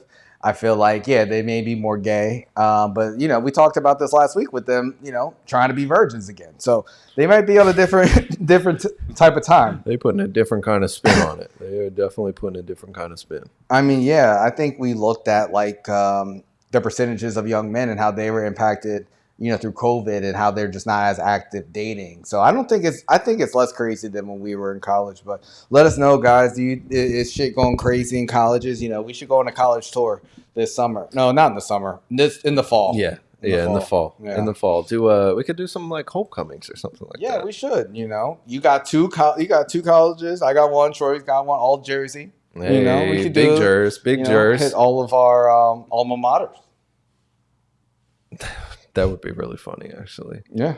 Stay tuned, guys. Big things coming. Exactly. It's not all negative when it comes to polygamy, because this one New York City musician, man, he got 5 women pregnant at the same time, and they all came together for a joint baby shower. That's man. Zeddy Will, man, 22 years old, you know, in Queens. He hosted a joint baby shower. Now, we talk about Nick Cannon having multiple gender reveals, baby showers, Christmas cards, but I don't think he's ever done them all at once. Listen, I think that the Nick Cannon thing is catching fire. I think that's what this is. I think it's somebody finding that, oh, Nick Cannon is getting a lot of publicity from this. I'm going to have a whole bunch of kids too. Now, granted, he's 22 years old. That's that college age that I was just talking about. I feel like they're going crazy out here. Bro, you think this guy's in college? No, I don't. The second I saw the title and it said NYC musician, I was like, oh, he's almost homeless. He got 5 homes to choose from now. Oh, damn. So he's got 5 baby mamas, and one of his partners, Lizzie Ashley, she revealed that the startling achievement happened when they started sending off the party invitations. Oh, wow. It showed that the baby shower was going to be on January 14th in Queens, and the moms-to-be, they were all posed in a joint photo. And it said, welcome little Zeddy Wills 1 through 5. Wow. Well, we talked about Tariq Hill. Oh, yeah. Yeah. He didn't even do this. He didn't. Wow. Didn't. This is nasty work. Like, as 22 years old, as a 22-year-old, 5 baby moms, all at the same time. That's a rough start. He got a whole basketball team starting 5. Listen, my opinion about Zion is well documented. I think he couldn't. This guy probably couldn't afford 5 abortions. Gee, why are you bringing that up at a baby shower conversation? I'm just saying, like, he's gonna have a really big family and a lot of responsibility. Or he could just leave. You know, I mean, who knows? Wait, so you'll say he could just leave, but when I bring up that he could have got 5 abortions, that's worse? Yes, it's in bad taste. I think both are pretty bad, but looking at these women, he clearly has a type too. Yeah. Yeah, 4 of them are light-skinned women. Okay. 4. Okay. And then he got 1 chocolate sister with him too. Nice. It looks like they all around the same time frame. Yeah. Damn, he had a crazy week. Monday, Tuesday. That's what he's naming his kids. Monday, Tuesday, Wednesday, Thursday, Friday. That wouldn't be the worst. That would not be the worst thing in the world. That would be the worst. Oh, my God. Shit. Shout out to them, man. At least they did it together. You know, they said, look at our beautiful family, you know, better, you know, they're doing it for the kids so they can, you know, stay close, have the kids be close together. My God. Yeah. For them to do this baby shower, do you think that they did it for the internet? Like, because, I mean, we're talking about it. This guy is a musician. Like, who knows? It's probably gotten him way more attention than any of his music he's put out. Dude, 100%. 100%. One of his baby moms, she went viral last year. She got like her wig ripped off. I don't know why I can't talk today. But she got like over 400,000 views, something like that. Wow. So I think this is for social media. Hopefully, you know, something comes out of this. Maybe a reality TV show. Yeah. But he's going to need some money to pay for all these kids. Bro, 5 baby moms at 22, kill me. You know how many diapers that is? Like, you know how many of everything that is? They're going to be sharing, like, car seats. They're gonna have a time. Yeah, the dark side of polygamy, man. Or the bright side. Maybe one of these kids, you know, becomes yeah, if you get one if you get one baller out of that group, that's a 1 in 5. That's a pretty good ratio. That's a good result. Not with this circumstance. I have a very low percentage of any of these kids. Unfortunately, you know, making it out of a bad situation. You know, but hopefully they're able to turn it around. They have a bunch of adults who could all work. They should just get a house together and all put their income in a pile and raise these kids as one family. The baby moms' names are Ashley, Bonnie B, Kay Marie, Jalen Villa, and Ileana Khalifa Galetti. That sounds like the worst girl group ever, man. It sounds awful, man. They've accepted each other. Oh, my God. They feel it's better for the little ones to grow up in a big family. Damn. I can't even think of 5 women who I would even want to get pregnant. Like, that's messing with at the same time. That's nuts. This boy's wild. This boy's wild, but, you know, hopefully, I don't know. I don't even know what to say. Thoughts and prayers. Thoughts and prayers. Yeah. Hopefully we hear from them. You know, hopefully they're successful. My biggest fear. How many you think you got out there that weren't at the photo shoot? I don't know, man. They seem like a united front. But if you got 5 baby moms, like, he might have a couple others that are out there and he just don't know it. He didn't get the number. It was a quick one night. Like, where would he have the time, man? or the sperm. I don't know. Well, you know, it's hard. You know, it's hard. Man's had a good 2023. He's going to have a bad 2024 to 2040. Like, yeah, I think from now on, you know, if people are like, you know, past like the first or second trimester, we shouldn't talk about abortion. Listen, we don't know where. I'm just talking shit. All right, I'm in support of pro-choice. I know you're really in support.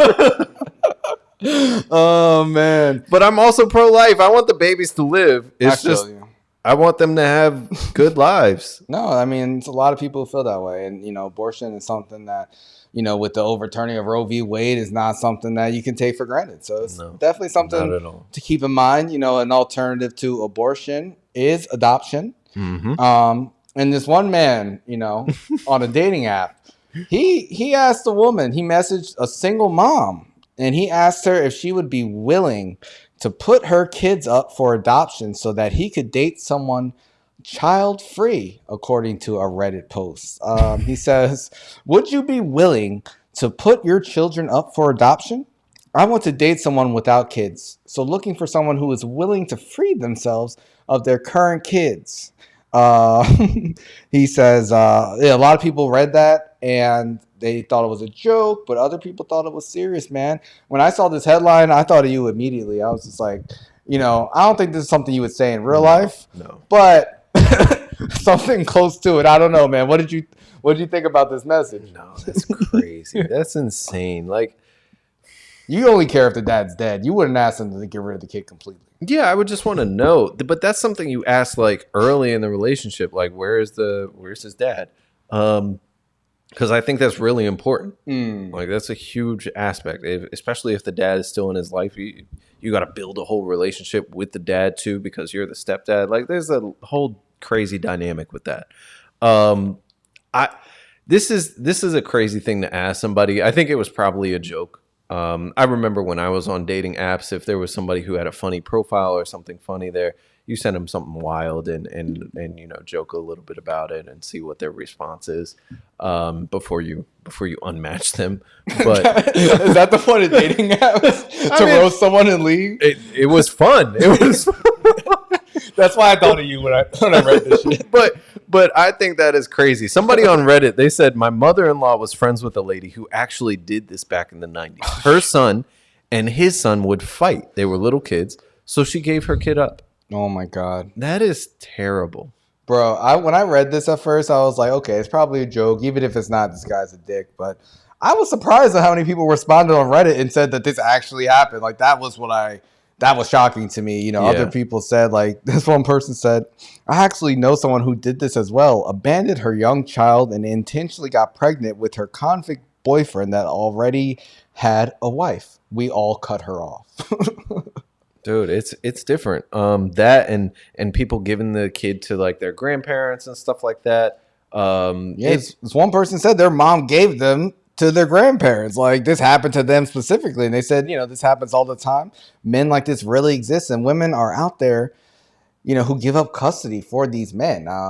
I didn't think it was like a real thing, but I'm like, damn, a lot of people have lived through this. I'm not surprised. I'm really not. Like, a lot of guys will not date women that have kids. And that's the whole issue with, you know, child support and things like that. That's why women get treated the way that they do by the courts and family court.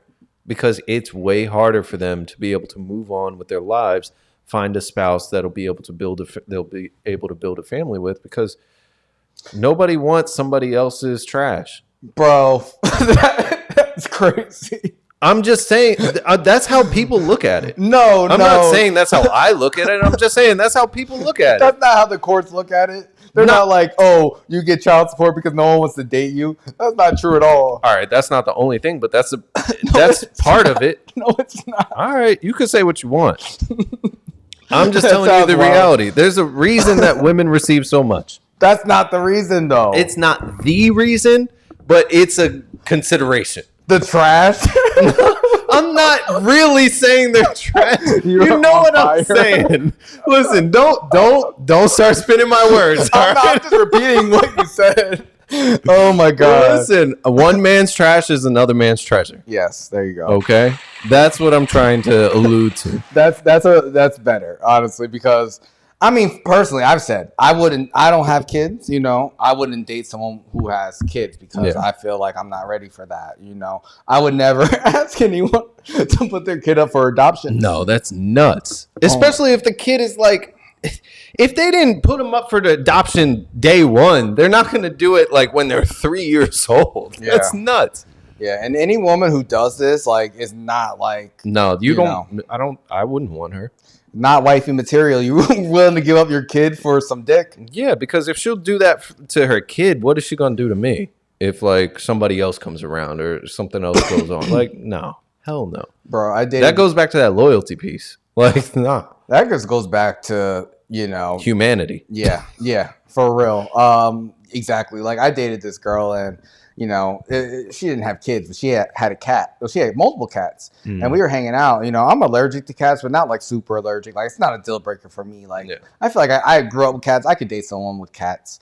I'm not a giant fan. I don't really care. Their kittens are cute, but whatever. But we're just talking, and she just goes out of nowhere. She's like, "I get rid of my cats for you." Get a cat. And I was like, "What?" And I just didn't even say anything. I was like, that's crazy. She would get rid of her cats. I would never ask someone to get rid of their cats for me.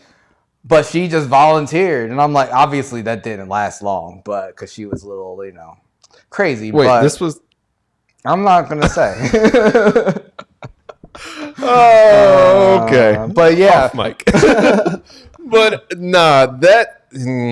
Yeah, giving up your pet, you're right. It's crazy. Like, if you're dating somebody and they're like, listen, you're going to have to get rid of your dog if we want to make this work long term. I would have a problem with that. Yeah. Like, this dog has been rocking with me for 5 years. You only just got here. Yeah. No. Yeah, it says a lot about someone's character if they're willing to abandon their children for a guy they meet, But it does happen in real life. So, make better choices, guys. But vice versa, there are guys that do that as well. There's guys that have like partial custody of their kids, and the second that they get a new spouse or a partner, they don't never see their kids again. They just ditch them. Damn. There's people that do that. It's nasty. It's a nasty world out there. Yes, everybody, make sure you take care of your kids. February's coming up. Black History Month, the month of love. Yeah. Start the year off right. Yeah, speaking of custody and black love, Nia Long, she finally gets her child support from Ime Udoka, who makes a lot more money than her, apparently. Paying her $32,000 a month for their, 12-year-old son? Damn. They say, the courts, went through their financials and say that he has $400K in net monthly disposable income, whereas she has about 20. So she now has more than double that. She didn't really want to push it further. I think she could have got over 50, close to 60 grand, but she said she'll settle for this. She wasn't trying to kill his pockets too much.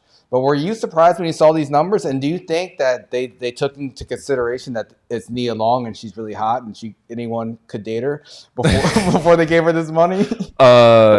No, they took into consideration that she's 50 years old and has this kid to take care of. Listen, I was surprised by the numbers. Yeah. I didn't know that Ime Udoka was making $4 million a year. Yeah. Them coaches, man. That's a lot. Yeah. And even more so, I'm surprised that she's not making that much. Really? I mean, we hear Taraji. She's been crying the last couple of months about, not getting paid that much in Hollywood. And Nia Long, she's been acting a little bit longer, but I feel like Nia must be moving some money around. She got a good accountant or something. I find it really hard to believe she only makes $240,000 a year. Why? I mean, she's not on any steady shows or any 40 though. Yeah, I mean, think about it. If she on NCIS or something like that, you had to be an actor, you have to keep working. And unless you're making a bunch of feature films every year, you probably just kind of have a lot of ups and downs. And I'm sure she's been chilling out because she was with him for so long, him making all this money, that she was like, okay, I'll be more of a mom. I'll hold it down. We saw her, courtside at the Celtics games when he was in the finals. So that's true. Now it's a lifestyle change. So maybe we'll see her acting more now that she's single and out in the streets. Or maybe not, because, she's got full custody and she's getting a bag from him. So yeah, maybe she's going to be chilling. I don't know. It did say disposable income. She about to almost double her monthly though. She good. Yeah, she's good. That was a messy situation, but actually more than double. Yeah. She's rolling in it. She's fine. Yeah, in more ways than one. But I was surprised by these numbers. But Ime, it's a good thing he got a new job pretty quick. Yeah. Because he's going to be owing her money for the next 6 years at least. Yeah, man. That's you got on your Milwaukee Bucks jersey. You already know the vibes. Shout out to Nat for my Christmas present right here. Dame Dollar. And speaking of new jobs, man, you literally just shouted out the Bucks as your team. You came out the Bucks closet last week. You got your jersey. Said, This is my team. That's right. I'm standing with Dame, Giannis, and they fired their coach and they brought in your favorite coach, man, Doc Rivers. Oh my God. Do not say that's my favorite coach, man. Do not say that. Listen. You've only gone in on him like a handful. Every season, I feel like at the end of the season, you've ranted against Doc Rivers and him choking in the playoffs. Yeah. And I feel like you almost jinxed it. You have I cursed myself. That's literally what happened. I literally put a curse on myself. So basically, for anybody that isn't caught up on what's happened over the last 24 hours, Adrian Griffin was the coach for the Bucks in the first 40 some games in the season. He had a record of 30 wins, 12 or 13 losses. Second best in the league, right? Second best record in the league. And he got fired. Damn. He got fired. I thought it was pretty interesting because the news came out, and pretty shortly afterwards, there was a whole article explaining exactly how this came to be. So clearly the Bucks were prepared. Clearly they released this information in some way, shape, or form to sports media. And lo and behold, right after he gets fired, it's announced that Doc Rivers is the leading candidate. 24 hours later, the deal has been finalized, and Doc Rivers is the new head coach of the Bucks. Damn, they made the side dude the main dude. Yeah. So Doc Rivers, he was brought in over the summertime to serve as an advisor to Adrian Griffin, and I'm of the opinion that he backstabbed the shit out of Adrian Griffin. The team made a trade, got Damian Lillard, got a Malik Beasley. They were playing really well, and the front office, the ownership, they realized, oh shit, we have a chance to contend for a championship this year, so we need a tenured coach, somebody who this isn't his first time, not his first rodeo. Bro, they just got rid of their tenured coach last year who got them a championship to begin with. Exactly. That's the thing. Now, granted, they lost in the first round. But Giannis Giannis was hurt. He was hurt. Giannis was hurt. But they did lose in the first round, and they got rid of their coach. Where's Budenholzer now? I don't even know. I can't keep up. Yeah, I can't remember. Is he in Toronto? No, I don't know. Ooh, maybe he is in Toronto. Yeah, but honestly, I will say I was happy when I heard this news. Not only because I knew, you hated Doc, and that would just make it more interesting this season. I feel like you're gonna blame everything on him, but also because ESPN laid off a lot of people over the summer, and Doc Rivers was brought on to be a commentator for the NBA games. He was, and I will say I was really happy. Nobody's about this. trying to hear his raspy ass voice, man. Exactly. I'm so happy that he's not going to be commentating games. Not that he was terrible, but mainly because they brought on Austin Rivers too. And they're like, oh, we're going to do a father and son commentary. And we're never going to hear that. No. I hate nepotism. I hope they let go of Austin Rivers. I'm a hater. Yeah. I mean, honestly, I with the Adrian Griffin firing, I was a little surprised just because of where it's happening in the season. We're before All-Star break. The team is, again, really great record. Granted, they have some defensive issues, and they're going to definitely need to fix that before the playoffs. But to hire Doc Rivers, this is a man who, as you all can see on the graphic, has 32 losses in potential series clinching playoff games with the Magic, Celtics, Clippers, Sixers, and the Sixers. Damn. He also is an NBA champion coach with the Celtics. That was 15 years ago. And they barely made it. They barely did it. So I just he has the most losses of this type in NBA history. He lost 10 series in a row where his team was leading 3-1. That's nuts. And then this is the guy that they hire in 24 hours after they fire their coach. Like, I'm not excited. I feel bad for my guy Damian Lillard, because if there's anybody that can break the curse, it's going to be Giannis and Dame. But it's not great. Yeah. And I feel like this has to be, hopefully, the last possible time that Doc Rivers will get a chance coaching the team. I really pray for that. I don't listen. The only thing that will make this better for me is if the Bucks trade for Ben Simmons. So Stop it. Oh, he was on. He doesn't even play basketball. They're saying he still has like a nerve injury in his back. Like I haven't seen him play. I don't think he's ever coming back.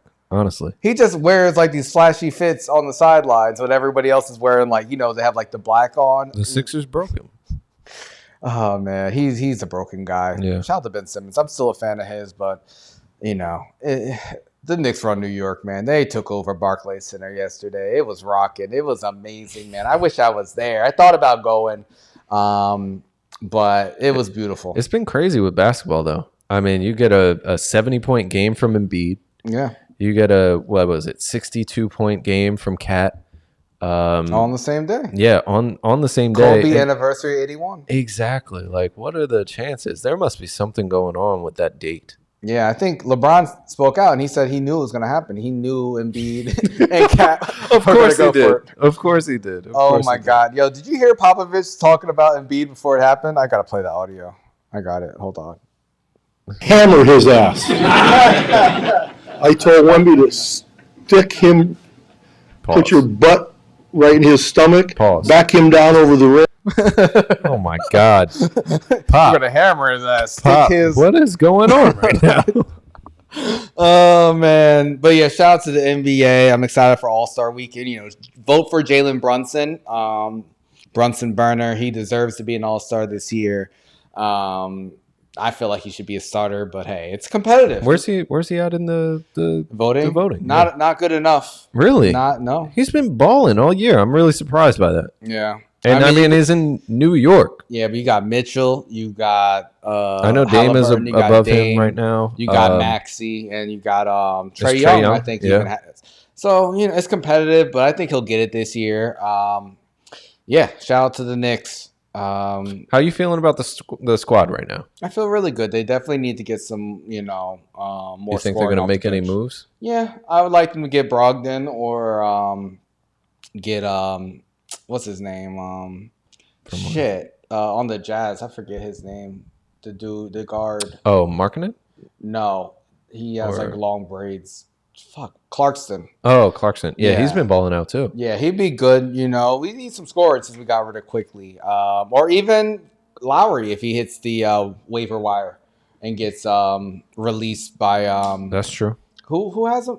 Somebody traded for him, right? It was the Hornets. Yeah. Whoever had, because the Heat traded for Rozier. Yeah. So we'll see. I feel good. But yeah, man. Speaking of sports, we might as well just go to NFL Championship Weekend, man. It is.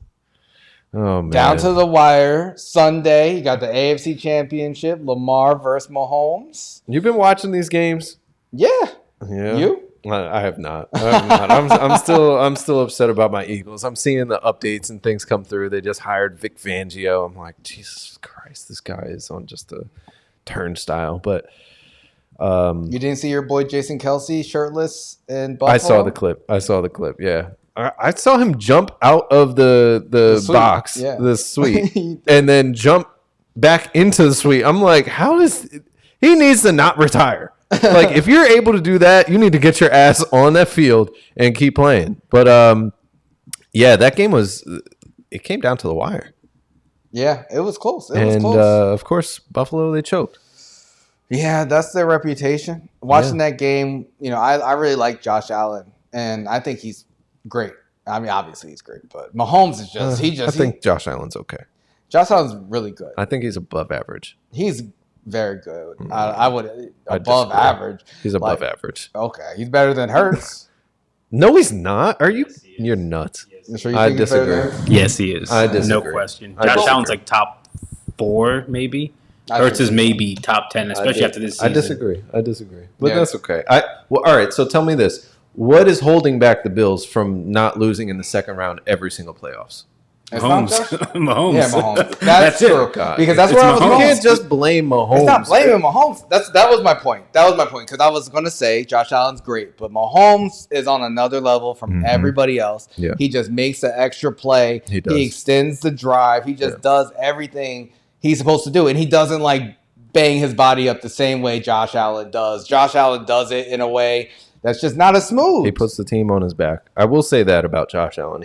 He will do what it takes to like get the team there, but I still have a problem with some of the decision making that he has. Like at the end of that game, I was looking at the last couple minutes, and why are you trying to bomb it into the end zone? Yeah, like, and that's why I say that Josh Allen, I say he's above average because his decision making in the big time, like minutes where it really counts, where you really got to win the game, he just fucks up. Well, if you watch the full game, I don't think you would think that he lost in that game. I don't know. Did you watch No, I watched the full game. I don't think he lost him the game because people were dropping passes. Where was Stephon Diggs? Where has Stephon Diggs been for like the last 3 weeks? Yeah. Like, he's been killing me. I had him in playoff fantasy and he shit the bed. I was upset. But anyway, I don't know. Well, we got a big quarterback matchup with Lamar Jackson versus Mahomes, man. This is honestly undeniable. This is the Super Bowl. It feels that way, right? I mean, Detroit's a great story. San Francisco has been a juggernaut, but ever since San Francisco got their ass beat by Baltimore, it's just been like, and obviously the Chiefs have been super dominant. It's hard to get as excited, at least for myself, man. What do you guys have for predictions? Troy, you go first with. You watched the games last weekend. Yeah. So, I mean, between Baltimore and Kansas City, I like both of their squads. Two amazing quarterbacks, both black. I'm rooting for everyone black pretty much on that side. So, I think I kind of want Lamar to win this one. Mahomes just won last year. He has 2 already. I would like Lamar to, win this one. And then between San Fran and the Lions, I want to see an upset. I feel like last season, I was kind of rooting for San Francisco because it was like a cool underdog story. Yeah. And this year, everyone's like, oh my God, Brock Purdy's like the best. He's the GOAT or whatever. I'm like, all right, guys, chill out. So I kind of want to see that upset. I'd like to see Detroit win, Black City. So I want it to be like Ravens Lions Super Bowl. That'll be the blackest Super Bowl ever. But I honestly got to agree with you with your picks. Yeah. I would love to see Ravens and Lions. My only concern with having the Lions in the Super Bowl is I feel like the Ravens are a lot better than them. Yeah. I feel like it would be a better matchup to see the Niners go against the Ravens again because they'll make some adjustments. It'll be a more competitive game. But I want Lamar to beat Mahomes, and I want him to win the Super Bowl. Yeah, MVP and Super Bowl MVP, and it's time for Lamar. Yeah, it's time for Lamar. But come on, as long as Mahomes is on the field, I'm sorry. Oh, it's scary. It's not going to happen. It's scary. You don't think he's going to win? The Ravens? Yeah. No. I think the Chiefs are going to win.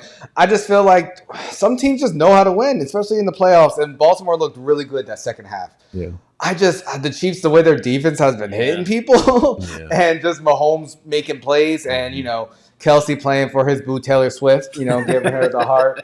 You saw fucking Gerard Carmichael was in the suite with hugging Taylor Swift with a mink fur on. I did not see that. I was like, some weird stuff happening. Wow. The Super Bowl is going to be very interesting to see who's in those boxes. Yeah, unfortunately, I think I'm rooting for Lamar, but I can't see Kansas City not being there. Maybe because they just have been there.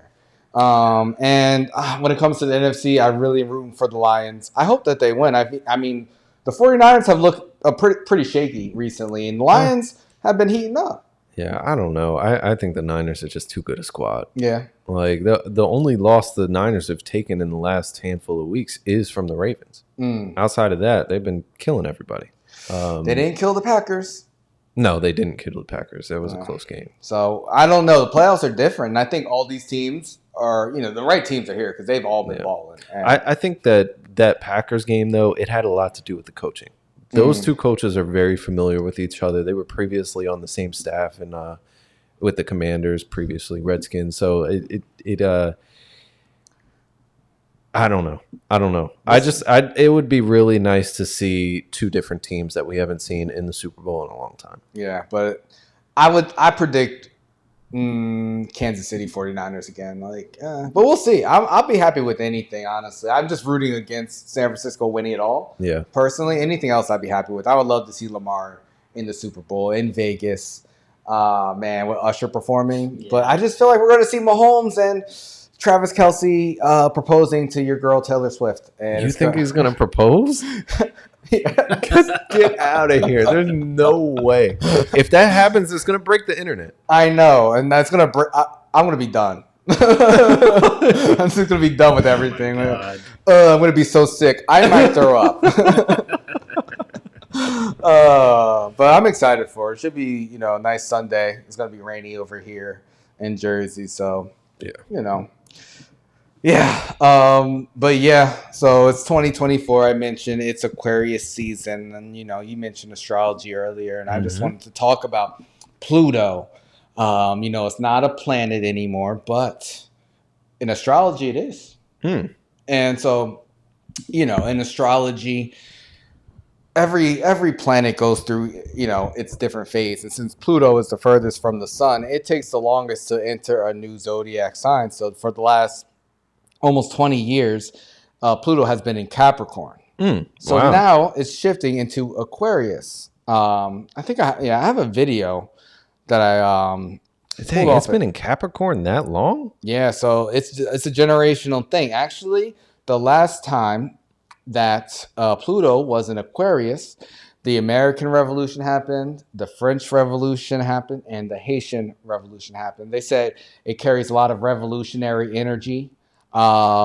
And things change radically. You know nothing about astrology. Just know the next 20 years are going to look completely different than they ever have. We are stepping into Pluto in Aquarius during the age of Aquarius. You know that smartphone you're watching this on wouldn't be possible without the Aquarius energy, symbolizing innovation, originality, and the advancement of thought. Pluto, the planet of rebirth, leaving the sign of Capricorn, has been given the collective a good look at how we've seen certain power structures and different corporations come into power. But with Pluto in Aquarius, this energy is going to be favoring the free thinkers, the spiritualists, and those who speak the language of energy, ranging from technology to the most spiritual person you may have ever met. There's an opportunity for the collective to start to really come together, and for nothing else, at least find communities that are centered around people that have similar thoughts and ideas as yourself. Aquarius energy also rules astrology. I know there's a 16 personalities, gene keys, human design, but there is no better time to start to implement the astrology within your life. And not just that sun time, all the components. All of them. So it's saying a lot of shifts are going to happen. They said when it shifted into Capricorn in 2008, that's when the financial collapse happened in the United States. So, the tricky thing I was reading about this is that it's actually going to go into retrograde in September to November 14th, back into Capricorn during the United States election time. Do you think that's a coincidence, man? And what do you got for Pluto? Oh, this is pretty interesting stuff. I'm still new to the astrology sort of landscape, but they're saying it's so basically what you're telling me right now is that it's entered Aquarius, and it's going to be in Aquarius until 2025. No. Until like 2040 or something like that, 2044 or something like that. Oh. Yeah, but it does retrograde back into Capricorn for like a couple months in the fall. Okay, got you. Okay. So, I mean, we talked about it before. The 20s, when you think about 100 years ago, it was a pretty dynamic time. There was a lot of stuff that happened in the 20s and 30s. We're almost halfway through the 20s right now. Ugh. And there's going to be some changes. This election, we've also discussed who we think is going to win. It's going to be a crazy, crazy year. We've got wars going on in the Middle East and in Eastern Europe. I don't know. Yeah, I don't know. Troy, were you able to read up on Pluto and Aquarius? Or do you have any feedback from what we heard from this witch guy?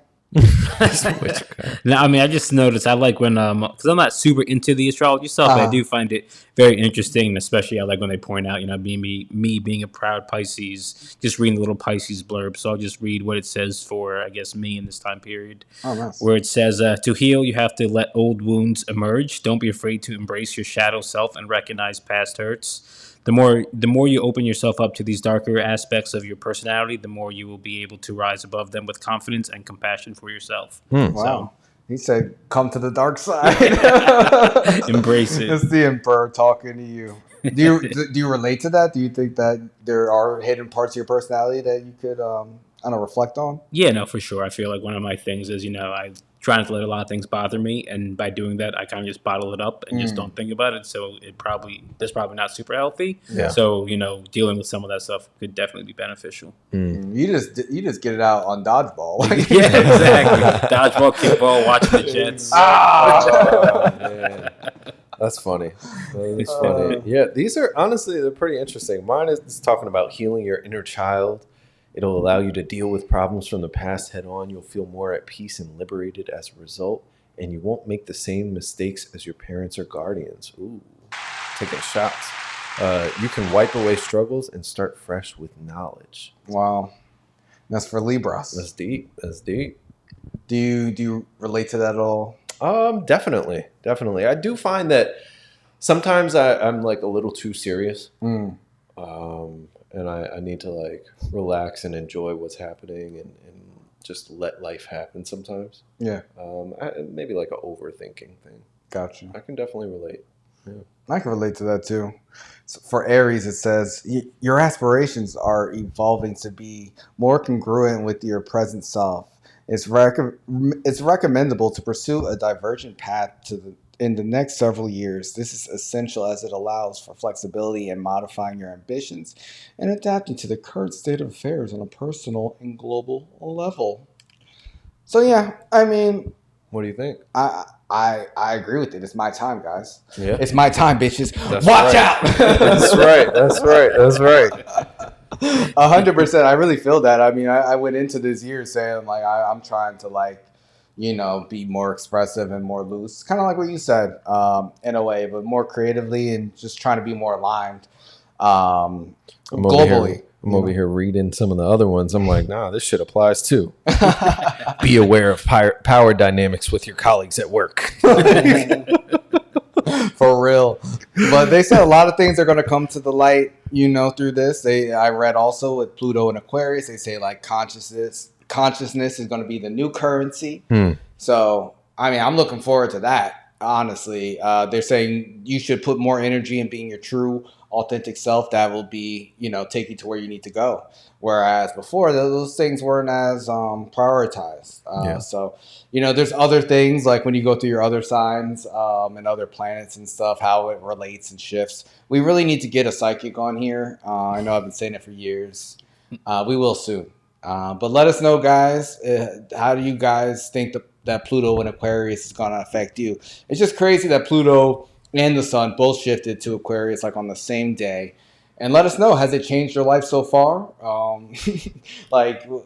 What's your sign? And what would you want to talk to a psychic about, because I just wanted to go over our birth charts and see if it relates to us, someone who can do that. So if you know a psychic, let us know.